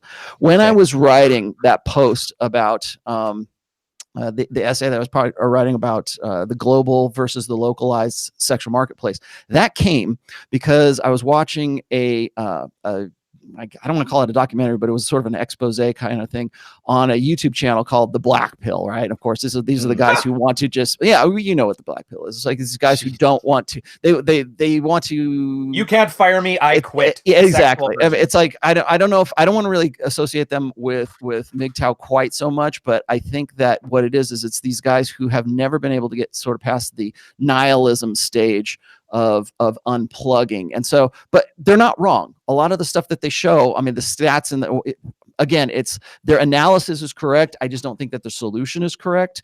But in this one video that I saw, it was about Asian men. Okay. And this is what led me to be inspired to write exactly what I said about, like, in a localized sexual marketplace, the standard of a guy who was an SMV like 9 or a 10 was one thing, but in a global marketplace, that guy ain't shit. Okay. And I think that right now, at least according to this video, is that the Asian men in general right now are discriminated against in the global sexual marketplace. This is what they're saying. Okay, I'm not saying I agree with this, but this is what they're saying, and they had a lot of good points to this. Okay, because Asian men tend to be shorter. Asian men, the rumor is that they have little dicks. Okay, that's not me saying this. That's the women that they interviewed in this documentary thing about this. And they're interviewing Asian women, and Asian women don't want to have anything to do with Asian men. And whether that's what they're saying. Well, that's what they're saying, right? They're saying, and they have example after example, whether it's the UK, the United States, or Japan, or wherever else it is that Asian women have a preference for Anglo-Saxon white guys from the United States. And I was like, is that really true, or is that not? No, is that BS, or is it just them feeling sorry for themselves? Because I also got a friend, Larry Xiang, who is an Asian man who does very well with chicks. But here's my view, though. Okay, girls. Well, girls have a preference for that. My view is always, it doesn't matter. You have to play the hand you're dealt, regardless of how you are. I didn't know. I'm all mixed up. I'm 3 different races, whatever. I've never really given a shit about my looks. I got punched in the face for a job. I don't care. So people go, oh, what does an Indian guy do? Well, I believe a small Indian guy would do exactly the same thing I do. I don't believe it's any different. I say this all the time because I get people who always ask me, how do you get girls? And I try and explain it to them, and they make out like I oversimplify it, but it's reality. We live in a world where women want attention, and they get way too much of it. This is the crux of the whole sexual marketplace. Females used to give their attention to get sex. Men would give their men would give their attention to get sex, and women would give their sex to get attention. But now it's all fucked up because women get attention for no reason. They log on to Facebook or social media, and they've got a million dick pics and fucking X amount of this, X amount of that. There are 7 in real life, but they use a filter, so now they look like a 9. Before you know it, they got some fucking famous DJ with a blue tick hitting them, like Jonathan said, hitting them up, promising them the fucking world. So they get too much attention. It's fucked it up. And I've said to guys, you need to weaponize your attention. You need to make your attention high value so that they give a shit when you talk to them. And the easiest way to do that is the same way you make anything value. It's through scarcity. There's not a girl I talk to on earth who I'm either not having sex with or actively trying to have sex with. If a girl says to me, we're just friends, then we don't talk anymore. Bye. Yeah. Don't. And then she's all of a sudden sitting there going, oh, fuck, Tate doesn't reply to me. It's because I ain't got time for friends. I got shit to do. And this was never me trying to develop game. This is just me being a world champion athlete and being busy, and I didn't have time to fuck around. And you realize over time that women, you end up having an attention value that's higher. one text from me is more important than 1,000 texts from the dude who just Right. throws attention away. 5 My minutes friends of hold my alpha. kick and 5 bang. Yeah. Get minutes over of there. alpha. Get on it. Roll, let me just I'm gonna comment on that video. Go ahead. So guys, listen, Did you see it? Did you see the video? No, I don't waste my time. I'll send you the link to the essay. All right. So, yeah, but send it to me. I'll watch it because you recommended it for sure. But just bottom line, I have gone down this MGTOW thing. I've been invited into some like MGTOW chat groups, like just trying to help these kids out. And honestly, at the end of the day, these guys, all they do is they just create a little echo chamber to feel sorry for themselves. That's the bottom line. Okay. Just You're regular gonna cancer meetings. Yeah, you're gonna sit around, you're gonna cry about, oh, woe is me, I'm Asian, women don't like me. I've met these guys, okay? I've met these guys. Let me just ask you guys, since you're so fucking smart, you're such rocket scientists. In Asia, who do you think gets the most pussy? White guys or Asian guys? Yeah, exactly. Okay, think about that. All right, these guys are sexless incels who are sitting around feeling sorry for themselves. So what they do is they collect a bunch of data and they collect a bunch of stuff that creates a confirmation bias. Okay, that's a psychological term, a confirmation bias. And what they do is they look for facts out in the world that confirm their perception of reality. And then Hypergamy is making the frogs gay. So they have so much free time because they're not having sex, they're not living their best life, they're not lifting weights, they're not making money, they're not learning game. All right, they're sitting around and they're making these little YouTube videos to justify their own patheticness. But at the end of the day, like some of the most ruthless guys that I know in Japan are Japanese players, gorilla pimps. I'm talking guys that jerk off on the floor and they're telling the girls like, you need to lick that up until it's spotless. These are Japanese guys, okay? Not white guys, not black guys. These are guys with some razor sharp game. Same thing in China, same thing in Korea, same thing in Vietnam, Laos. Okay, you have to factor in the racial part of it all because everybody who's part of their race believes their race is superior to some extent. And that factors into sexual market play as well. So that these guys making this shit, they're just a bunch of crybabies, and they're such losers that they have to like make this whole sphere and collect all this data to justify their own loserdom. But if they were to apply that energy into making themselves a better man, they would attract higher quality women, and that's the bottom line. The first Dating thing is is to just a admit you got a skill. problem, right? Yeah, I feel you. I got you on that one. The other side of that whole thing was I get a lot of Indian men will hit me up, especially like westernized Indian men who will come over to this country to learn coding, or they'll go to Silicon Valley and they're making a lot of money and they're trying to learn how to be a little bit more socially intelligent. And that's the nicest way I can put it. But it seems to me that a lot of these guys are very focused on one kind of woman. Like they think that if they make enough money and Hot blondes. all they want is hot blondes. Yeah. All they want is the pseudo porn star. They want your girlfriend, Tate. They want that chick. Those are the guys that are paying money for webcam service. And it's like, I feel bad for them too, because it's like that's what they think should be possible if they bust their ass working and doing, like trying to make a good chunk of change, being a coder or whatever it is that they're doing, in a technical field. And then they wonder why it is that Western American women don't want to have anything to do with them. So, I mean, would it be more advantageous for them to say, look, change your mind about what should be your ideal? Or like if I could find some way, and I really feel for these guys because they come out and they want to tell me, hey, man, no chicks will have anything to do with me because I'm Indian. No chicks will have anything to do with me because I'm half Indian. So like, where's your excuse there? But here's the other thing. I'm going to throw this out at Tate and you, and I guess Ryan here too. But I give it to Carl. He's good at this. okay, well, here's the thing is, guys are going to see a dude like you, Jonathan, and they're going to go, you have a Japanese girlfriend, right?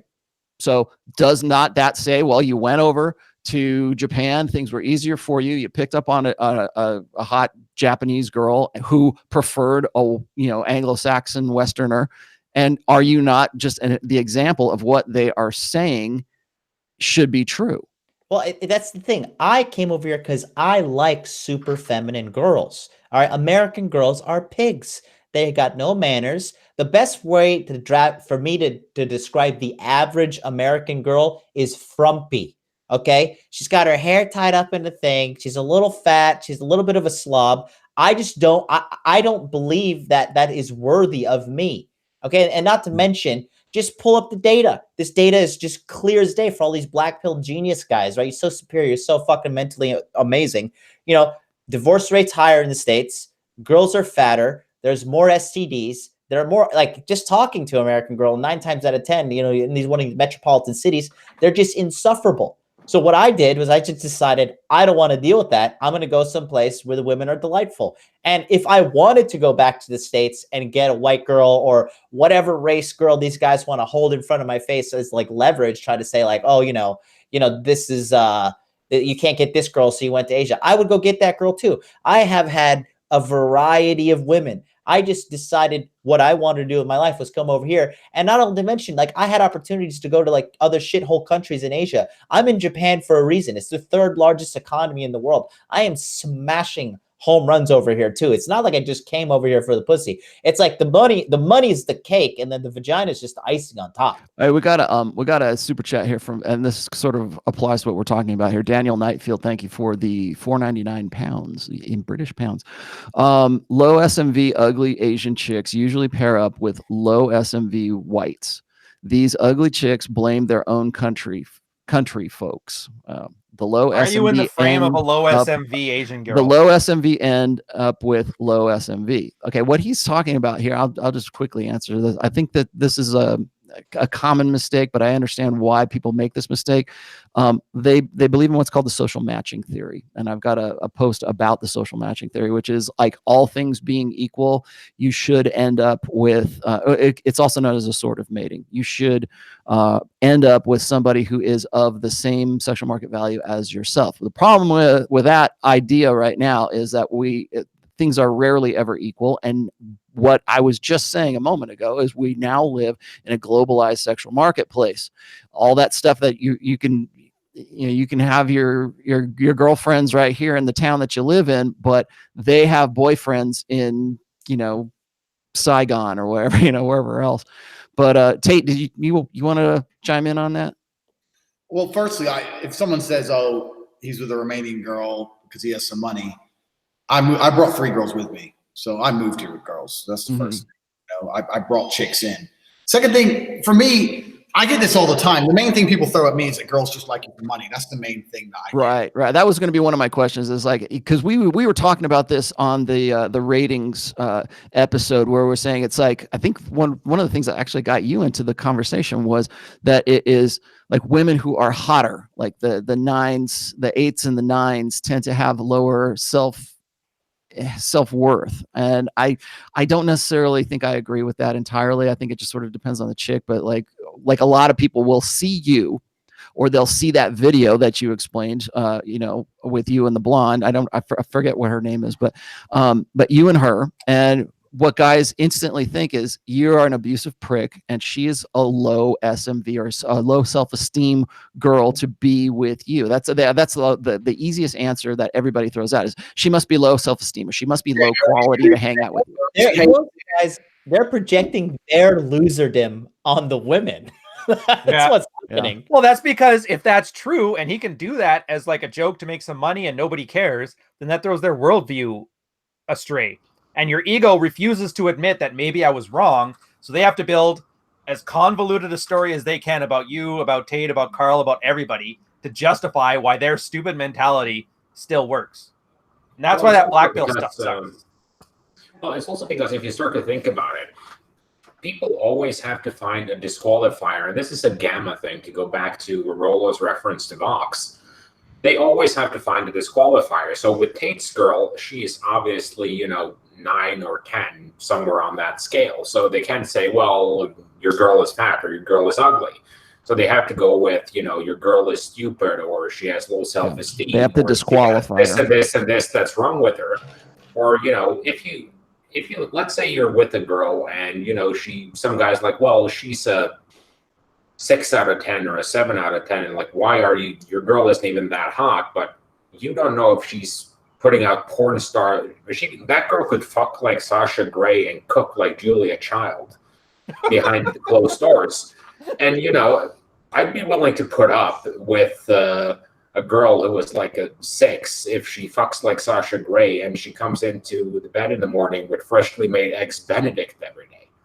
I mean, there's something to be said for the whole value-added aspect of things. And, you know, hotness, yes, it's important, but it's also the fact that if your girl is dumb as fuck, do you really want to deal with her? If you're going to have to, you know, treat her like you're her guardian rather than, you know, her boyfriend, are you really want to get into that? If your girl is hot as shit but completely disorganized and her house looks like it's something out of Hoarders and she has an alcohol problem, are you really willing to deal with all those negatives to get those extra 1 or 2 points of SME? And in my worldview, if you can pick between 2 girls, you have a 10 out of 10 who's completely disorganized, has mental issues, and has a history of, you know, 3-4 divorces, or you have a 6 who's not as hot by a long shot, but, you know, girl can cook, girl can fuck, girl is pleasant to be around, and girl can hold a conversation well. Which one would you pick? I'd pick the latter. Yeah, I think that's wisdom, though. You see, a lot of these guys who are making these comments, like, I want only a 10 or I only bank 10s, these guys haven't had sex with 10s. They haven't lived the reality. Not having sex at all. Oh, yeah, they're not having so. Hey, I'm trying to be Mr. Nice Guy. I'm trying to tone it back a little bit. Their pillows are hot. Thank you very much. You know, like, you know, these guys, they don't have the experience, but like what Carl just said is like grown man experience game. Like, you know, for me, a girl that is feminine, quiet, and obedient, that's a 10. That, for me, that's a 10 out of 10. I don't need to hear you telling me this and that, arguing with me, telling me to do some shit. I don't give a fuck. I'm on the Jonathan plan. And the Jonathan plan is the best plan. As Rollo Tomasi says, I am my own mental point of origin. I'm the captain of my own ship. You are the first mate. You know, if they want to talk about Japanese girls, the only thing I teach my Japanese girls in English, 2 words. Yes, sir. That's all they need to know. Anything other than that, it doesn't need it. You don't need it. So these guys pedestalizing these girls like, oh, I just only want to date 10 out of 10, whatever. It's just coming from insecurity and inexperience. Let me ask Tate something here. Tate, by your experience, do hotter women tend to be lower self-esteem? Do they tend to have issues? So this is where probably I disagree with a lot of the red pill stuff I see, because I see a lot of people say that like 9s and 10s aren't worth it and that kind of thing. I disagree with that. I don't think BPD is real, which is another thing we go into. We'll go into that later. My experience is as follows. Every single woman needs to be made. I've had a few guys come to me and say, I want to find a girl who's like this, like this, like this. You are never going to find a girl with the qualities you want. The woman that you're dreaming of is the kind of woman who needs to respect you so much she can be molded by your image. You are never going to meet a girl who thinks, yes, I am this way, I am this way, I am this way. I know my girl is hot, but she is, and on top of that, people go, oh, hot girls are a pain in the ass. She cleans, she'll clean up the shit from the dogs in the garden. She lets me go out and do whatever the fuck I want. She behaves herself. But that's not because she was born this way and she was some perfect angel I managed to find. That's because I would refuse to accept anything less. You can mold any woman to be the way you want them to be, regardless of how they look. I don't think you need to have a less attractive woman to make her obey you. Now, of course, a more attractive woman has more choices. Of course, she has more options. Of course, she understands her value. I'm not saying it's not more difficult. I'm saying that it can still absolutely be done. And one of the ways you do that, and I have guys ask me how you do that, I say, look, if you're uncompromising with your frame and a girl won't bend to it, then let her leave and find another one. That's it. Eventually, you'll have a 10 who cooks and cleans and does as she's told. All of my women are gorgeous, and people seem to think, oh, Tate has these hot girls. They're just riding around his Lambo, living a life of luxury. Absolutely not. All of my women, I've had so many people who come visit me say, I didn't expect your girl to be like that. Cooking for all 10 of us, offering us coffee, offering us this, cleaning the house. And that's just because that's what I expect of any woman, regardless of how she looks. So I don't think that them looking a certain way should change how you perceive them. I know what I want in a relationship. I know what I can provide. I know what I expect. Regardless of whether you're a 4, which, okay, wouldn't have a relationship. If you're a 4 or a 10, I expect a certain amount of respect from you. That's how it's going to be. And if you don't want to play that game, then why are you with me? Because I'm not going to. Lacey Green effect. That's 100%. Change me.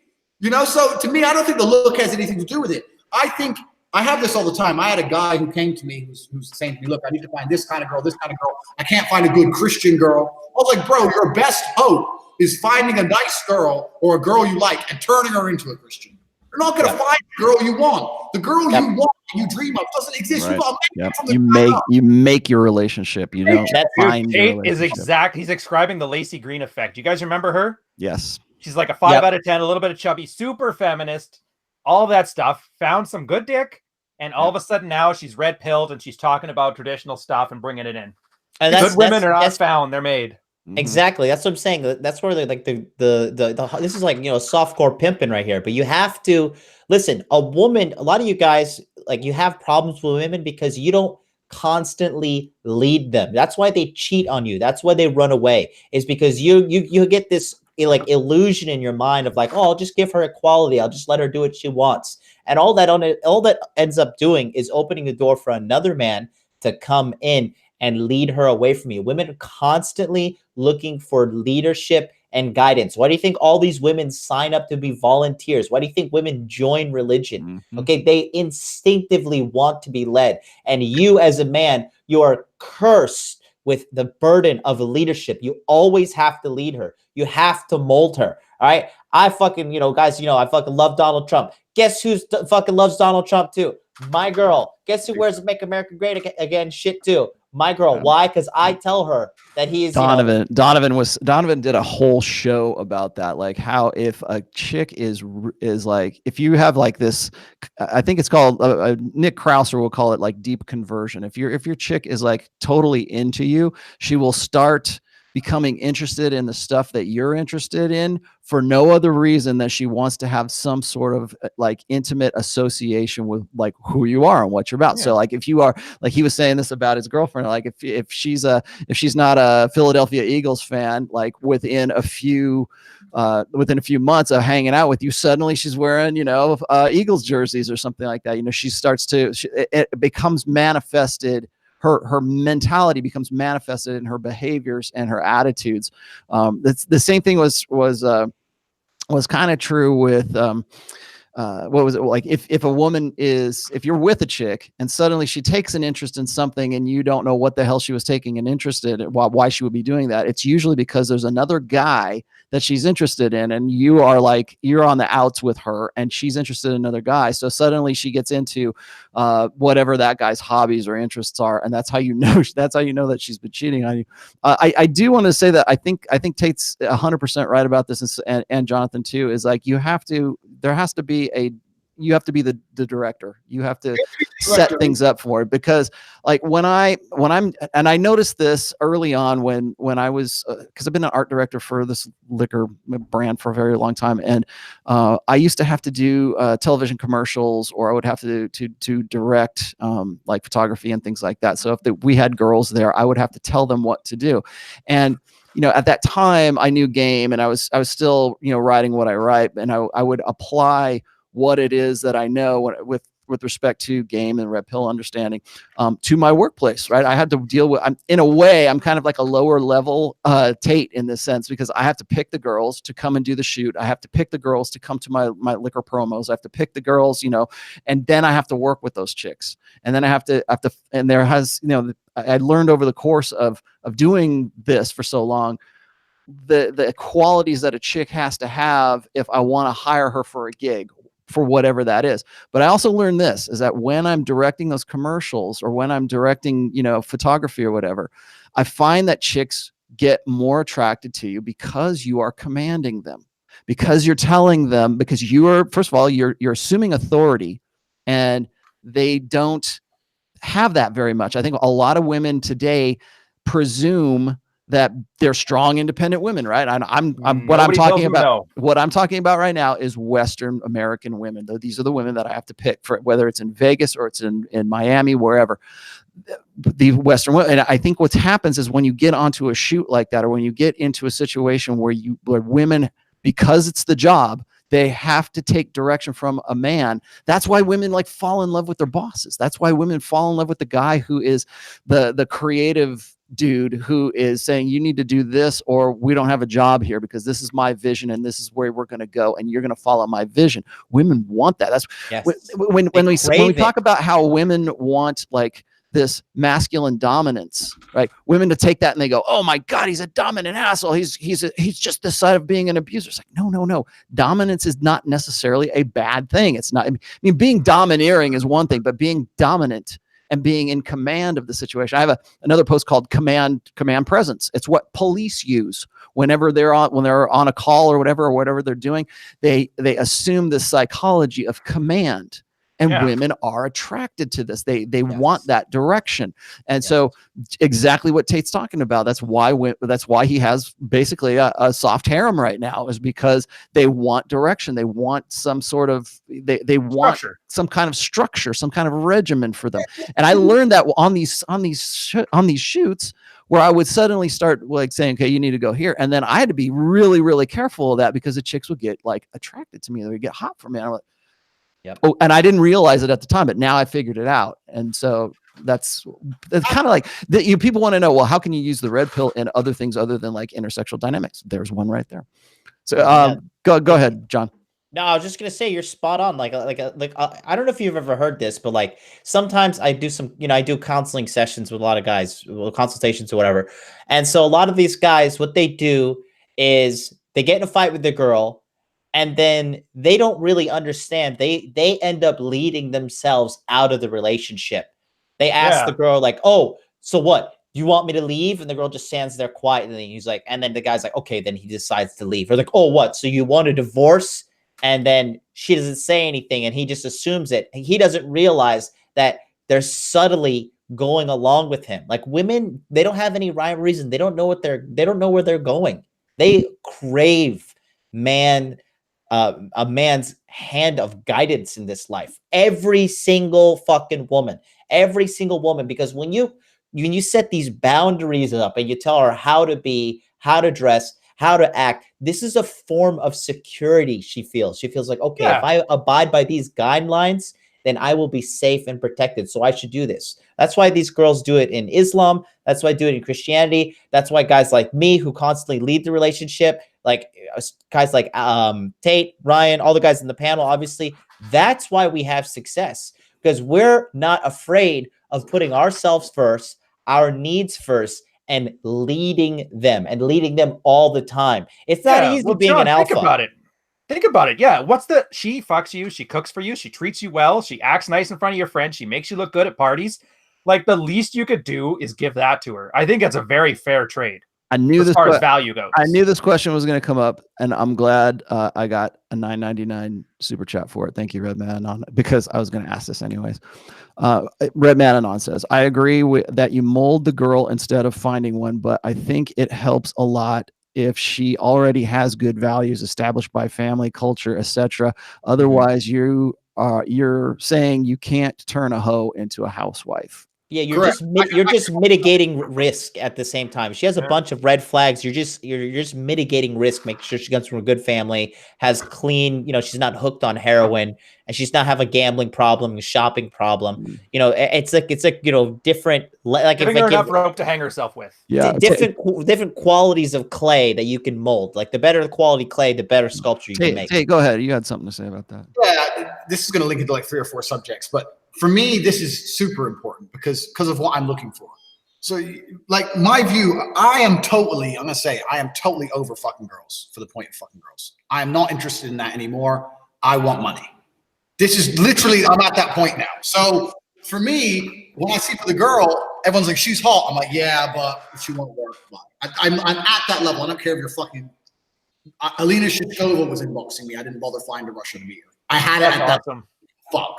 So with me, because I'm looking for such, I guess, deep conversions, what we're talking about, what he said, it hits the nail on the head. Some girls are easier to mold than others. So what do you do about that? And that's why I explained to guys how important game is, because if you're really looking for that dream wife, you need to be prepared to go through a lot of girls to find her. I'm sure I could get any girl to do as I say, but some girls are a lot more work than other girls, and it's not worth my time. The ROI isn't there. So yeah, to a degree, some girls are more susceptible than others. But then once again, that's down to who you are as a person. I am sure, I know people who have said, oh, that girl, she's completely crazy. And she was nice as pie to me. So it depends who you are as a guy as well. So yeah, you're right. You don't want to take a complete hoe and try and turn it into something nice. I'm not saying do that. But even the way that in my courses, the way I teach guys to get a girl who obeys them, is doing something very, very simple. Attention is the currency. Most guys give their girl more attention during an argument than they ever give their girl. This is why your girl's always arguing with you, because the only time you put your phone down and stop hanging around with your friends and talk to her is when she pisses you off. That's the only time she has all your attention. So I try to explain to them, you want to talk about molding a girl, it's very, very simple. When she's nice to you, she gets a lot of attention. When she's a dickhead, you don't fucking reply to her ass. And people do it because they're afraid that they're going to lose the girl. But this is the risk you have to take. No risk, no reward. Sometimes you have to take a big chance to get a big reward. People sit there, and I've had it over and over again. They look at Vivian, that's the blonde. They look at some of the other ones, and they're like, how the fuck did you pull this off? And it's very simple, because if there was no other option but to pull off, they pull off, you wouldn't see them. They'd be gone. Evolution. This situation. You comply or goodbye, and I'm not going to chase you. I'm not going to argue with you about it. I'm not going to play no stupid game. This is the life I live. You're part of it or you're not. And every man can do this. Every man can sit there and say, okay, this is who I am. This is what I do. I go out with my friends on Saturdays. You're not allowed out. You're a girl. Girls don't go out on their own. You stay home. I don't like that. Well, then we're not going to be together. Call her and let her make a call.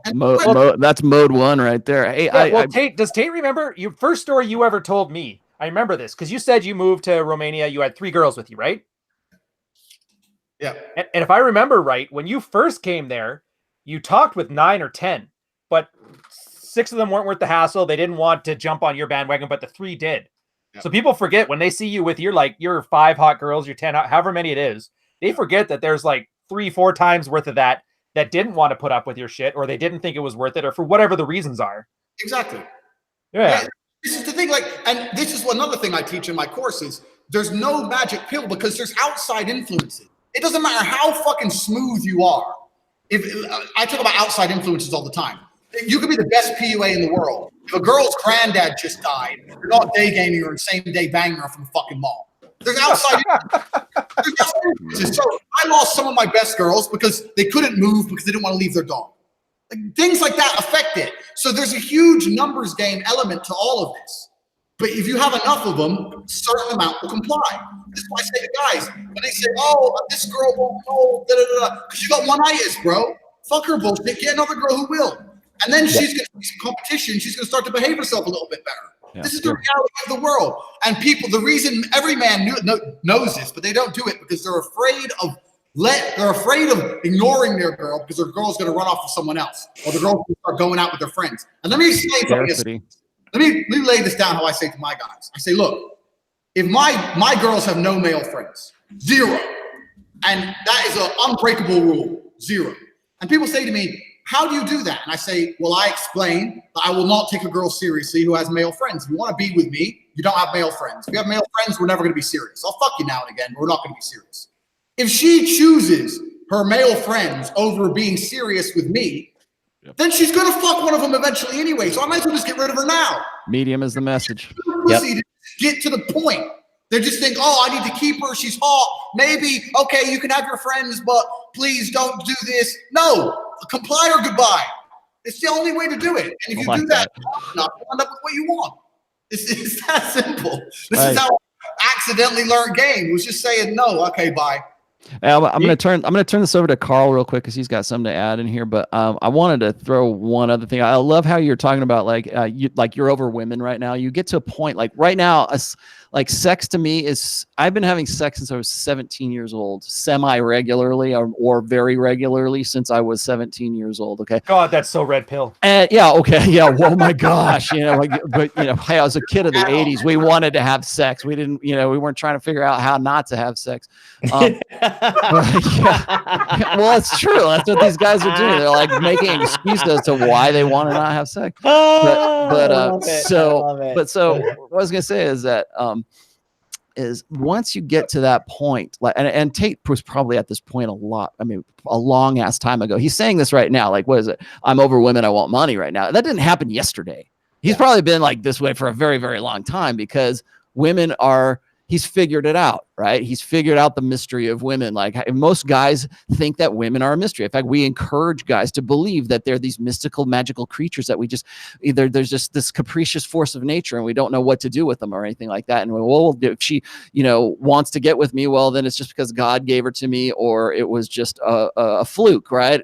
And so we just don't understand that mystery. Well, you know what? When you figure out the mystery of women and you have women in your life and sex is something that you have on a regular basis, then it's not, I don't want to say it loses the magic, but it kind of loses the magic, right? I mean, it's like you're not trying to figure it out. And I think that when guys, because sex is a reproductive problem, it's an existential fear for men. Men need to reproduce. How am I going to solve the problem of reproduction?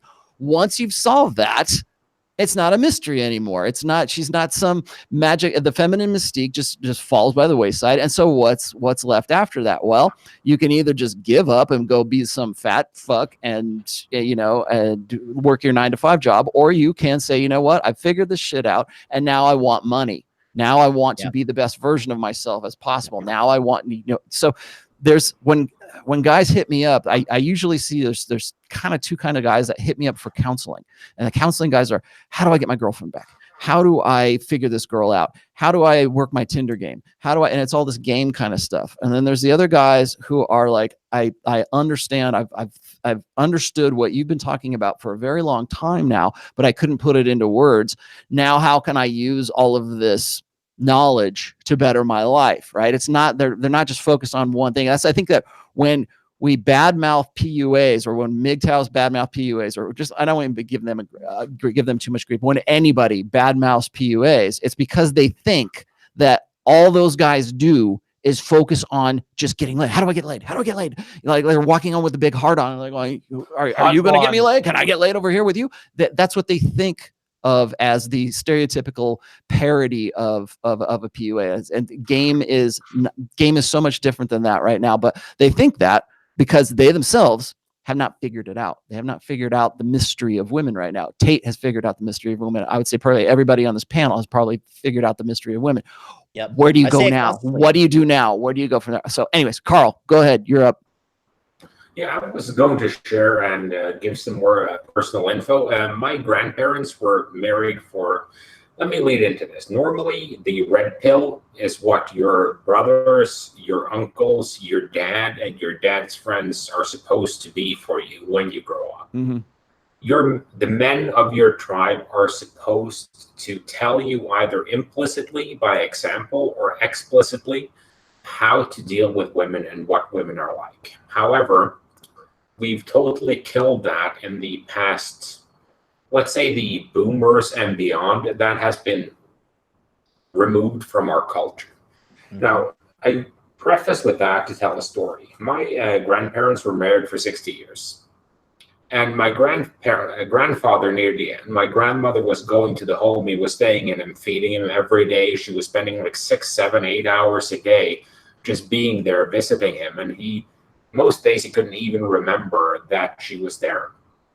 So a while ago, she came to me and I kind of asked her, what's the one thing Grandpa told you that you remember the most? And she kind of laughed and she blushed a little and she said, well, towards the end when I visited him, one day I was there, he looked at me, his eyes lit up and he said, you're the most beautiful woman I've ever seen. You were when I married you and you still are, but you can be a bit of a cunt.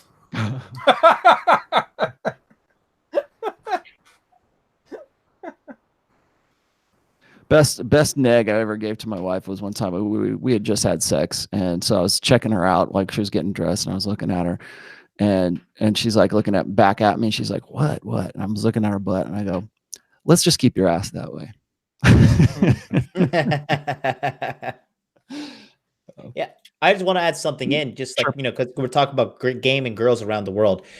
Right now there is a crisis in the United States in regards to, there's just a lack of masculinity. Okay. Yeah. And if you look at a nation's women, it is a rock solid indicator of the level of masculinity in the country. Like, Japanese guys are ruthless with their beauty standards. And that is why, if anybody's come to Japan, all right, they've noticed that it is literally armies of hot girls walking down the street. All right, same thing. Korea, a little bit of feminist movement going on over there. In Korea, they got some ham hocks, toting around down the road. They got some chubby chasers around there, right? So the feminist movement is kind of present there. Japan, no feminist movement. Okay, they just don't want to deal with it. They don't believe in pimping out their women in order to financially extort them and destroy their families. They're smarter than that. Same thing in China. Okay. Same thing in Eastern Europe. Same thing in Ukraine. All right. All these places with almost zero feminism. All the girls are thin, delightful, and good looking and attractive and feminine. Okay. The thing is, when you have a relationship with man and women and the men are weak, then you have women that just start slacking. They get a little fatter. That's what I said. The average American girl is just frumpy. They're just like, a little unkempt, little like, I can get away with it. Nobody's correcting me. But it's where you draw the line in the sand. And it's the same thing when you draw a line in the sand with a woman in a relationship. If you don't draw a line in the sand, your woman will walk all over you eventually. And on a societal level, it's the same thing. Yeah, I think we've, I mean, God, everybody knows this already, but I think we have systematically feminized generations of men in the United States. I mean, we raise them as if they are defective girls. And I was looking in the chat here. It's like, yeah, the femininity follows masculinity. So what does that tell you about the United States? Now, the other things I wanted to get into here today, and John, you kind of brought this up already before, is maybe I should just ask you this. Like what you're just saying right now, a lot of people have a different impression of right now. Like you actually changed my impression of Japan. Okay. Mm-hmm. Because Japan's fertility rate right now is below replacement. And my impression of Japan and my impression of like maybe France or certainly Germany, certainly the United States, is that the state of men is that they are retreating, right? They don't want to, like we were just talking about those stats before. It's like, was it 18 to 29-year-olds men are not getting laid, or maybe they are, but it's only the top 20% because we have, we've pretty much made hypergamy our standard in the US. Right. But so when I think of Japan, I think of like the hikikomori guys, the guys who are the shut-ins, who are they maybe they're the MGTOWs of Japan. But so I think of that. And my impression is that there's, like you just said, there's armies of these girls walking around the streets. It seems to me like they aren't finding the masculinity within these guys. But are you telling me that it's different in Japan? Yes. So listen, what's killing the Japanese population and what's killing the Japanese like fertility rate is not the sexual relationship between men and women. It's the toxic workplace. Look, Japanese people, you guys got to factor, like you see a lot of these journalists, they just write clickbait because they got nothing better to do. They don't do any factual research. They don't do anything. They just cherry pick data in order to present their case to the world in order to generate clicks. That's the bottom line when we read all these things. Now, first and foremost, hikikomori is just a person. It's man or woman. A hikikomori is a person who stays in their home. And this is usually facilitated by the loved ones around them. That's kind of the parents are enablers, right? Mm-hmm. So they just don't want to leave their house. They stay home. They play video games. Their parents bring them food. They pay for everything, and they're completely taken care of. Herbivore man is also known as shoshokudanshi. And this means like grass-eating man. And this is the guy who's just pretty much sworn off women, right? He's just like, I don't want to do this. But both of these are extremely small percentages. Okay, the Japanese toxic workplace is the main reason for these people, not having fertility, because you're working. The average Japanese person, like they always say yes to their boss. Like there is no 9 to 5. There's 9 to whenever your boss is done. Okay. Like if you leave before your boss, it's super bad. Some of these Japanese people work overtime till 1 o'clock in the morning, and then they go to sleep for 3 to 4 hours and go back on the train and back at it again. That's why there's a lot of suicide in Japan too, because they're like, man, society's got me trapped. I'm working this shit job. Fuck it. I'm a boss. I'm going to kill myself. And they just fucking off themselves. So it has nothing to do, because the love hotels are filled. Friday, Saturday, Sunday, the love hotels are filled. All right. It's very hard. Trust me, I know. It's very hard to find a love hotel on Friday, Saturday, Sunday. And then in addition to that, there's people in the streets. Japanese guys are animals. These guys love having sex. They get married. They cheat on their wives. They have multiple girlfriends. These guys are gorilla pimps. Everybody just thinks because they're Japanese that they're nerdy. But no, there's a lot of sex going on. What's killing it is that the workplace. That's really what's killing it. I see. You know, you said Go ahead, Tate. people have sex, but they're not having kids, and I think that's the same everywhere, though. You have to understand, especially because of laws, etc. Like, okay, women are sharing alpha men. That's fine. An alpha man's happy to fuck 20 girls. Is he happy to have kids with 20 girls? No. Especially not in the West, he's not. You could be LeBron James. You're gonna be broke as a joke. You can't afford to do that shit. You're gonna be hit with alimony and this and that and all this kind of crazy. So even me now in my personal situation, I'm living in Romania. And for the first time ever, me and my brother are talking about it. Yeah, I'll knock her up, and her up. I'll have kids with 4 girls because no one's gonna come after me. And I'll give her the money I think she deserves. And if she pisses me off too much, she can go hungry. That's what I can do. But you can't do that in the West. And in a lot of these countries, the alphas are fucking everything that moves. Right. Look, there's not a hot chick out there who ain't getting laid. There's not a hot chick out there struggling. I really want dick, you can't find it. That's bullshit. You know, and that brought me to, and Ryan, I'll pass it off to you here in just a second. But that sort of reminded me of something that the MGTOWs always say, is they say that you can't out alpha the state, right? So once you have that kid, you're hooked, right? They've got the hooks in you. Once you are married, they got the hooks in you. You basically lose all of your rights if you marry or you actually have a kid with that person. I don't know how that works in Romania, but in the United States, that's shit. You don't even have to necessarily be married or even. I was just reading this story about this one chick who had they went to a fertility clinic and they were going to have kids, but they ended up divorcing, and she wants to use his sperm to impregnate her so that she can have his kid, but then he would be on the hook for child support, and they're letting her do it.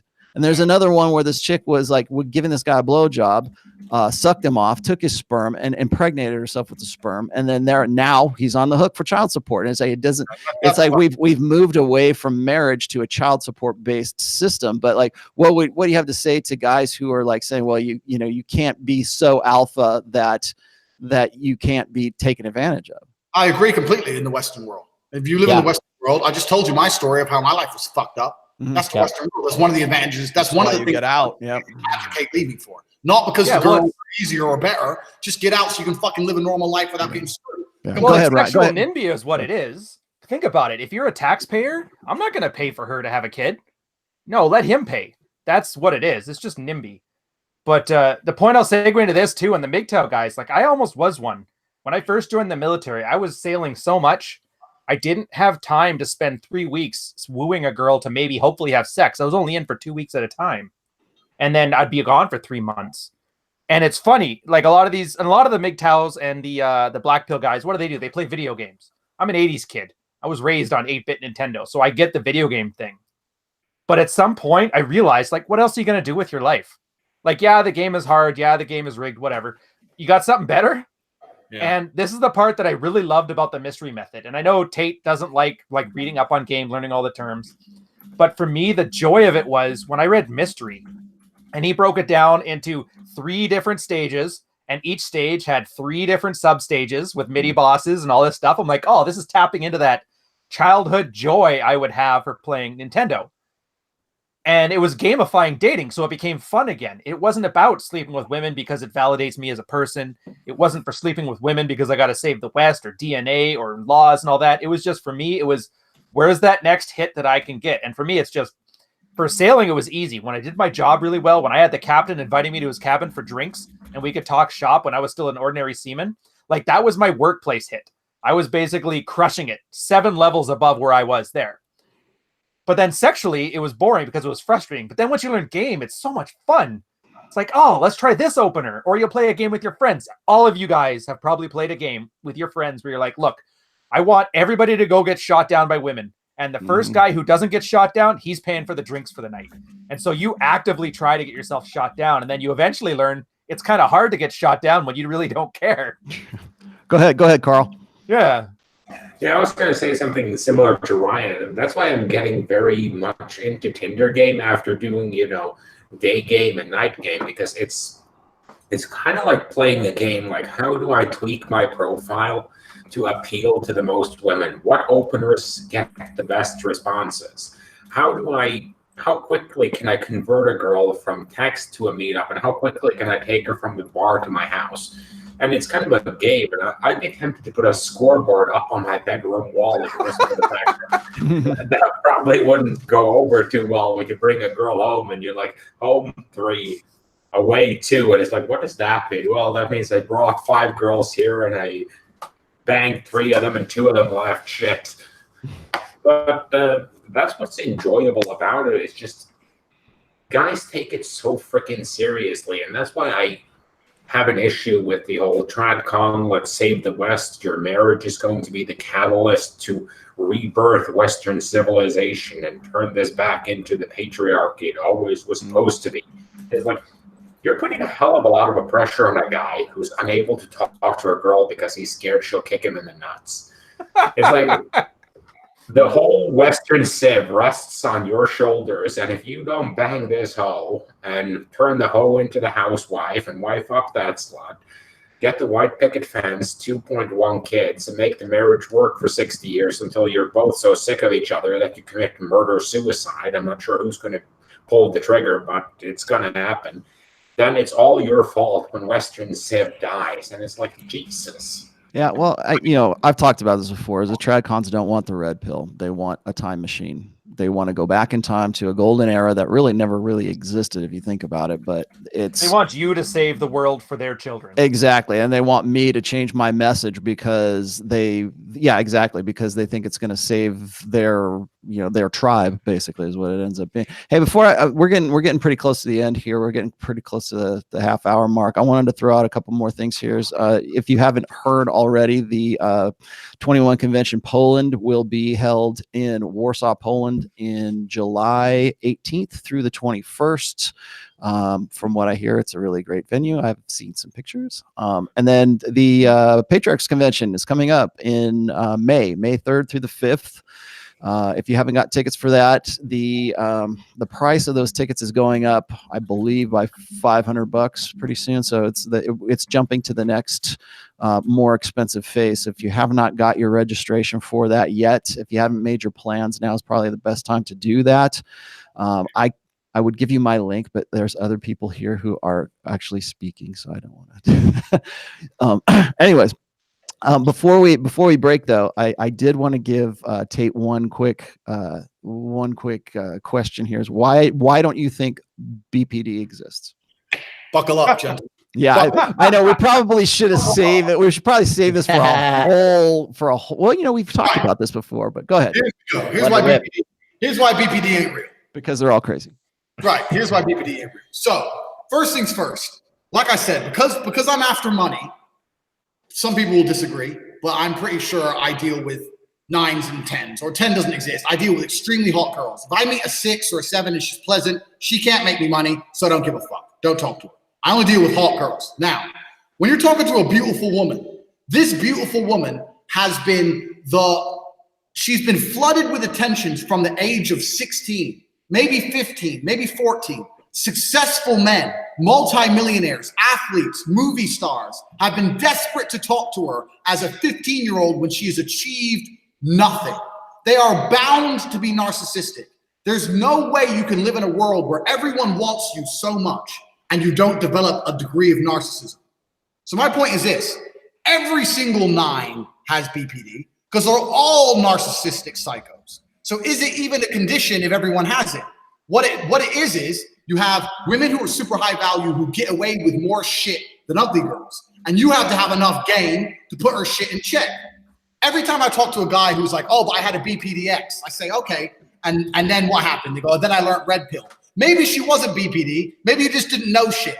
If you knew now, if you knew then what you know now, I guarantee you would have kept her in check a whole bunch better. Because if you never had her in your frame ever, if she never obeyed you even 1%, you wouldn't have been together. So if you spent 2 years with her and then worked out she was BPD, you just didn't have the game it took to keep her in check. And it's the same with 9s and 10s. These beautiful girls, you've got to be the best of the best. And if you're not, they're going to go fuck someone else. That doesn't mean they're BPD. That means you are not up to the task. There's no way a girl who can fuck any guy she looks at is not going to have some degree of attitude problem. You got to be the dude who puts that shit in line. Yeah, I get what you're saying. I do. Okay. I do think that there is such a thing as BPD, but I do agree with you as well, as I think that the term BPD gets thrown around, it's handed out like friggin' M&Ms in the Manosphere. Okay. Everybody who ever broke up with a chick will say she had something psychologically wrong with her. Okay. Yeah. And the other thing you have to understand is there's a difference between BPD and there's a difference between NPD. NPD is narcissistic personality disorder, which is exactly what you're talking about right there. There's two different designations for that.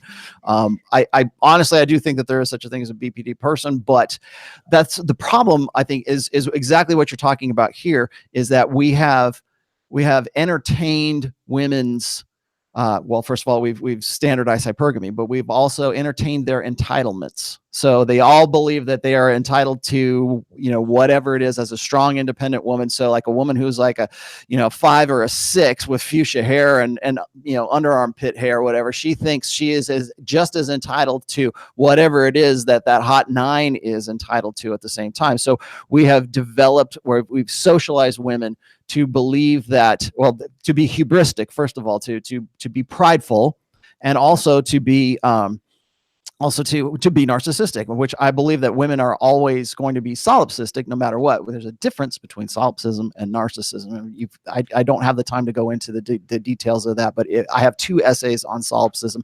If you want to know the difference, you can go ahead and read those. But but you're right. Women have such, and I think social media has certainly fed into this because it's instant access. You want to know, and this gets us back to our other topic, which is the global sexual marketplace is fueled by social media and feeding women's dopamine needs to have that attention. Listen, show me a girl with 250,000 followers on Instagram who's not a dickhead. Oh, show me. Yeah. Yeah, no, that's so true. It's so true. But I date these girls, and because they're a dickhead, I'm very overtly aware of how they are, and I'm overtly aware of how I have to be. I'm overtly aware of how quickly I have to prepare to walk off from a dinner table and not answer the phone calls. And so who's got BPD? Because they're the ones they're the ones apologizing to me. They're the ones coming around and cooking me dinner to say sorry.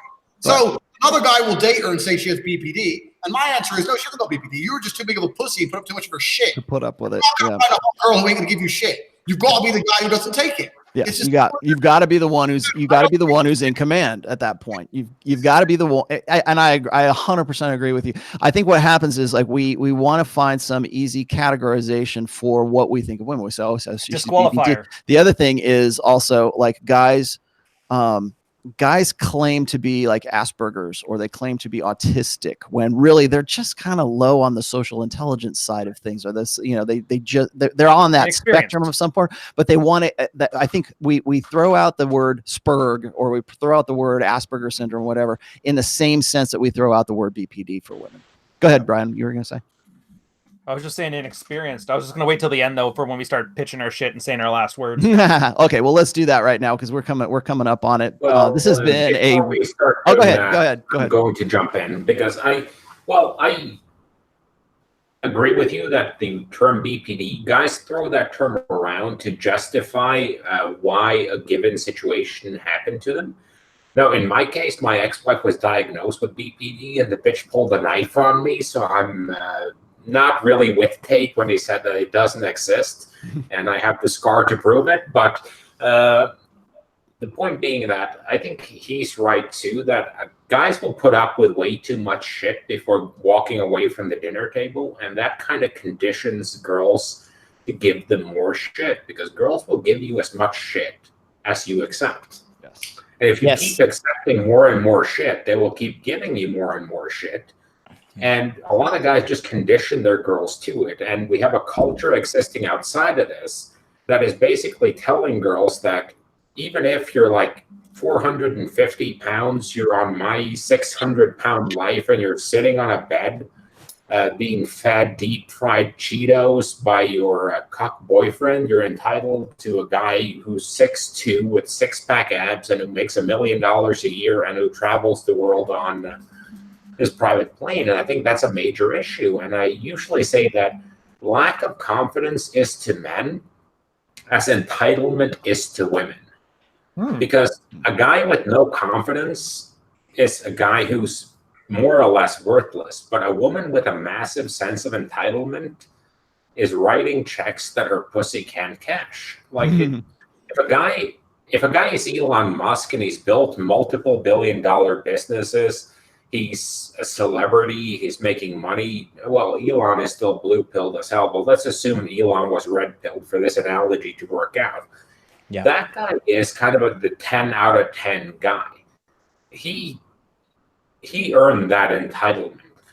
A girl who is world famous for her looks she didn't earn it, but she was given that entitlement as a consequence of good genetics and not fucking shit up.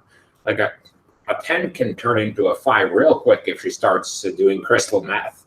Yeah. So anyway, point being that men have to develop confidence and women have to keep their entitlement in check. But the current culture is not designed to keep women's entitlement in check. So men have to do it on an individual level instead of society doing it on a collective level. But don't you still blame men for that, Carl? Wouldn't you still blame men? Because if men are putting up the enemy, people complain about women all the time. People say women are this, women are that, women are this. For me, whoever's enabling women to be this way are the enemy. You can't have women. You go out and go. Is going to sit there and put up with her shit. Yeah, like you never see a Russian girl mouthing off to a Russian guy in the street because he'll knock her the fuck out. Yeah, exactly.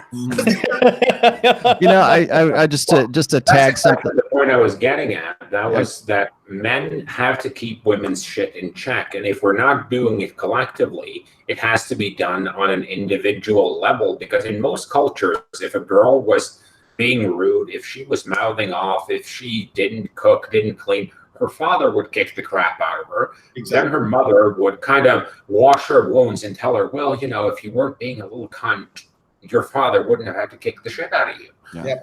And over time, that works to kind of socialize women. And at the same time, the same fathers are taking their boys and they're telling them, hey, you know, that guy who kicked the shit out of you, you have to go back tomorrow and kick the shit out of him, because if you come back here with a black eye telling me that he kicked the shit out of you again, I'm going to kick the shit out of you afterwards. Now, I'll buy you as many lunch boxes as you need.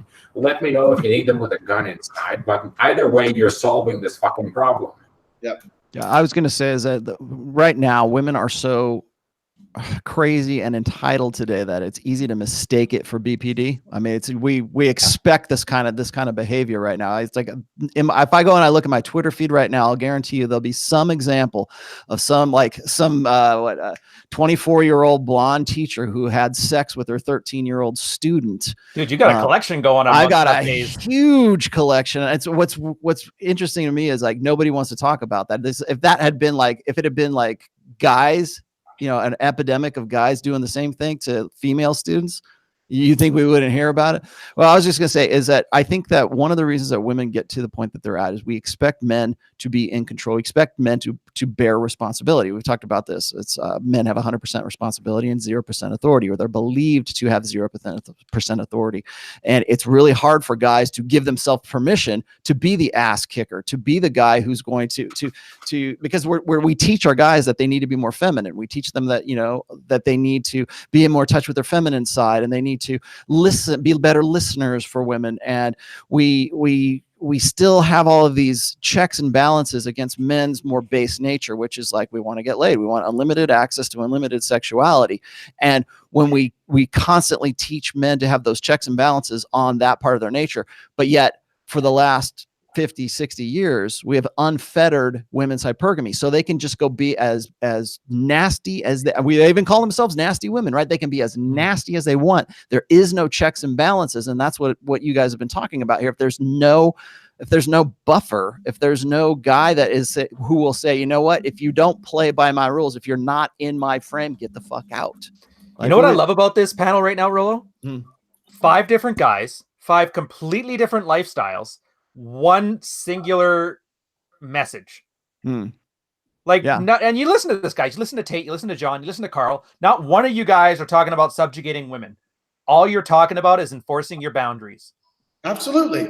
Yeah, like, and at the end of the day, you know, I can't make this girl do anything, but I don't have to be here for her to ruin my life. And you would rather, and I get, if any one of you disagrees, cut me off right now.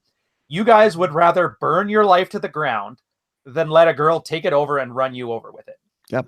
That's one of the things. That's one of the first things guys say. Like when I talk about guys getting zeroed out, what guys say is like, if that's the case, then what you need to do is say, you know what, I'm going to burn this shit to the ground and I'm going to expatriate to someplace else where the like kind of like what Tate did. I'm just going to leave the country and go somewhere where I can live the life that I want to live. And you can either be a part of that or you're done or you're out. Yeah. And it's no guarantee you're going to get laid. You'll come to Romania with 10 girls. You'll stay with 3, or you'll date 30 girls. You'll end up with 1 or whatever. Like, not all of them are you're not going to win with every girl, but you're going to win with some. And you're going to be happy when you do it. And I think that's the most important part, is that every guy here has a level of fulfillment in their life. It didn't come from women, but women kind of drove the competition to get us there. Yeah. Like Tate not putting up with the girls' crap is why he's really good at finding girls for his business. Carl not putting up with women's crap is why Carl is really good with women. Same thing with John. Same thing with you. You got a daughter, you got a wife, and they're amazing in your life. Because you set that vibe that I am not putting up with this. And it's not saying, and you're not saying you have to do what I want you to do. That's controlling. That's demanding. But what you said before, it's not demand, it's to command. Command, respect. And they look at you and they're like, this guy is an awesome leader to follow on to. And so they want to. And that's leadership. It's not telling people what to do. It's making people want to. That's a super important point, because some guys get it wrong. Some guys look at what we do, and I've had guys come to me and go, my girl's got male friends, and I went in her phone and I deleted them. I'm like, bro, no. You can't force, on a long-term basis, you can't force anyone to do anything. You have to incentivize her to want to comply with your wishes. And the only way you do that is to make her realize she won't have you if she doesn't. And you know, you can't be if you're too afraid to walk away. Trump wrote the book, Art of the Deal. What did he say in the book? Know when to walk away from the table. This is the deal. No, bye, boom. That's all you can do. You can't be forcing women to do this. You can't be looking through their phones. You can't be following them and all this crazy shit. You just got to say, look, you don't go out without me. I don't like you in nightclubs with all that fucking hoes. And on top of that, if every one of Tate's girls were to leave, that tells Tate a strong message. I am not as good as I need to be to get what I want out of life. And that encourages him to make more money, to be a better businessman, to do what he needs to do. But that's an honesty that people have a hard time accepting.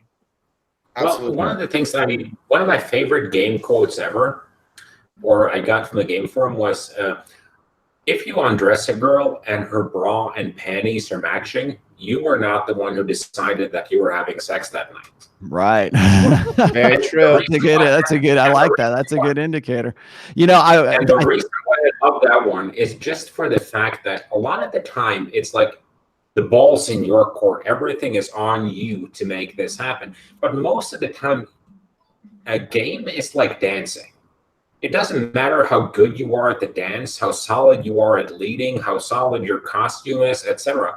If your partner is constantly stepping on your feet, trying to lead when you're leading, and being a general bitch when you're trying to dance, you have to have a willing partner when you're dancing. You cannot dance with someone who's fighting you every single step or move of the way. And that's kind of my philosophy with the whole thing. Go for the yes girls. Find the girls who are into you right now and who like your look. Not every girl is going to like your look. Not every girl is going to like your sense of humor or your personality or the style of game you're spitting on her. Find the ones that do and stop being obsessed with the ones that don't. Right. You know, I'm gonna read this really quickly because this is one of my favorite quotes from Royce, and it's and the old school Royce, and it's part of the 16 Commandments of Poon. It says this is number 3. It says, "You shall make your mission, not your woman, your priority. Forget all those romantic cliches of the leading man proclaiming his undying love for the woman who completes him. Despite whatever protestations to the contrary, women do not want to be the one or the center of a man's existence. They, in fact, want to subordinate themselves to a worthy man's purpose or life purpose, to help him achieve that purpose with her feminine support and to follow the path he lays out. You must respect a woman's integrity and not lie to her that she is your quote unquote everything.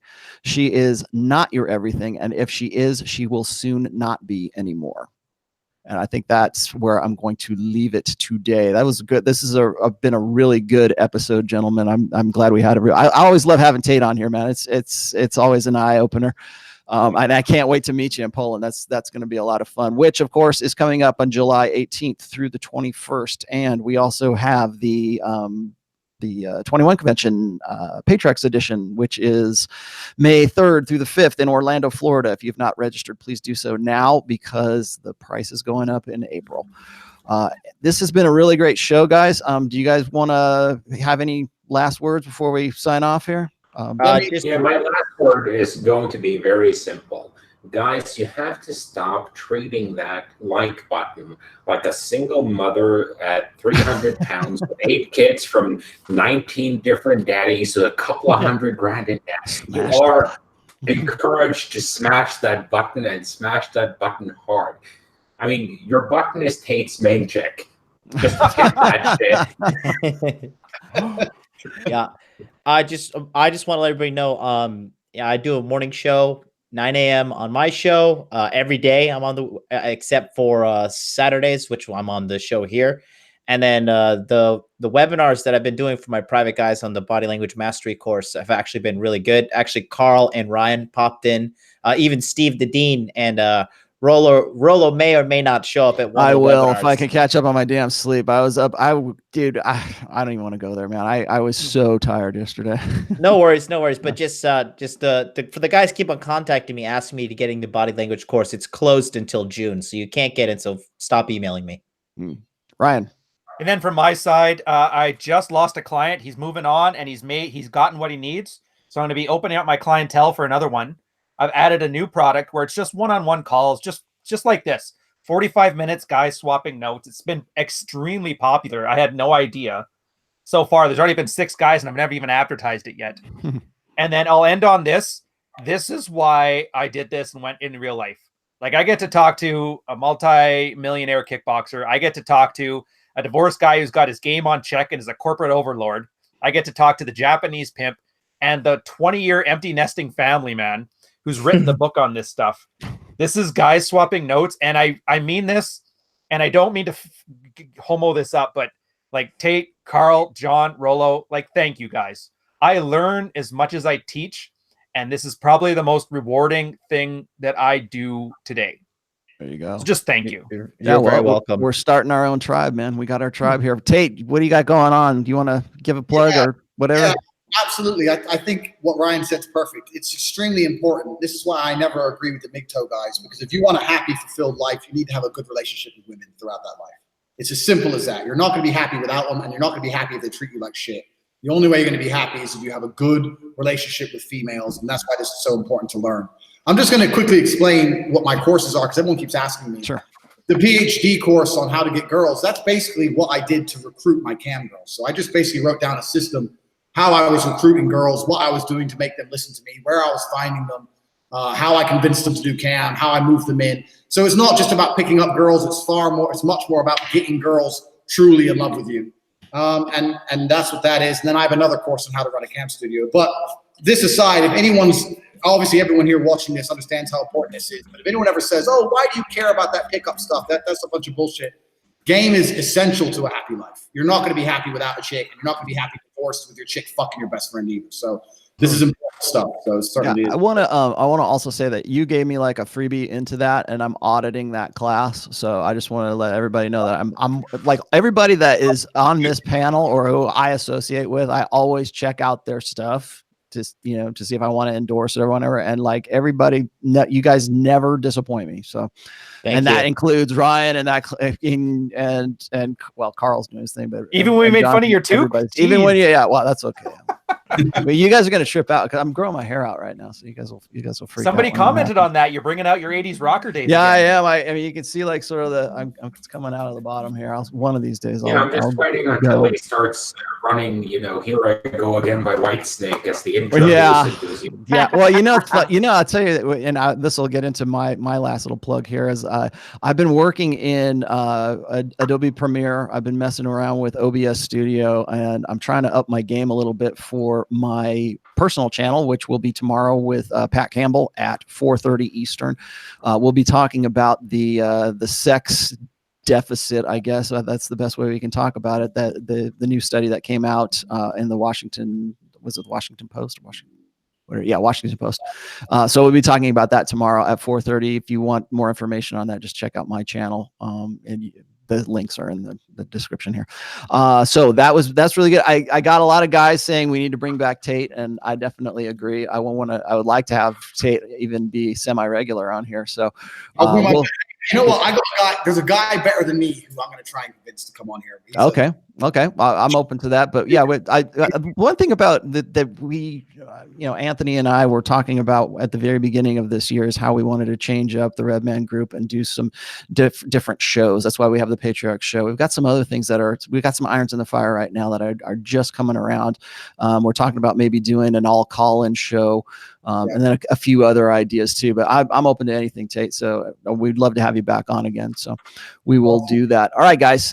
This has been the 60th episode of the Red Man Group. I hope you guys liked it. Please hit the subscribe button, hit the alert button, and hit that like button even after we close out.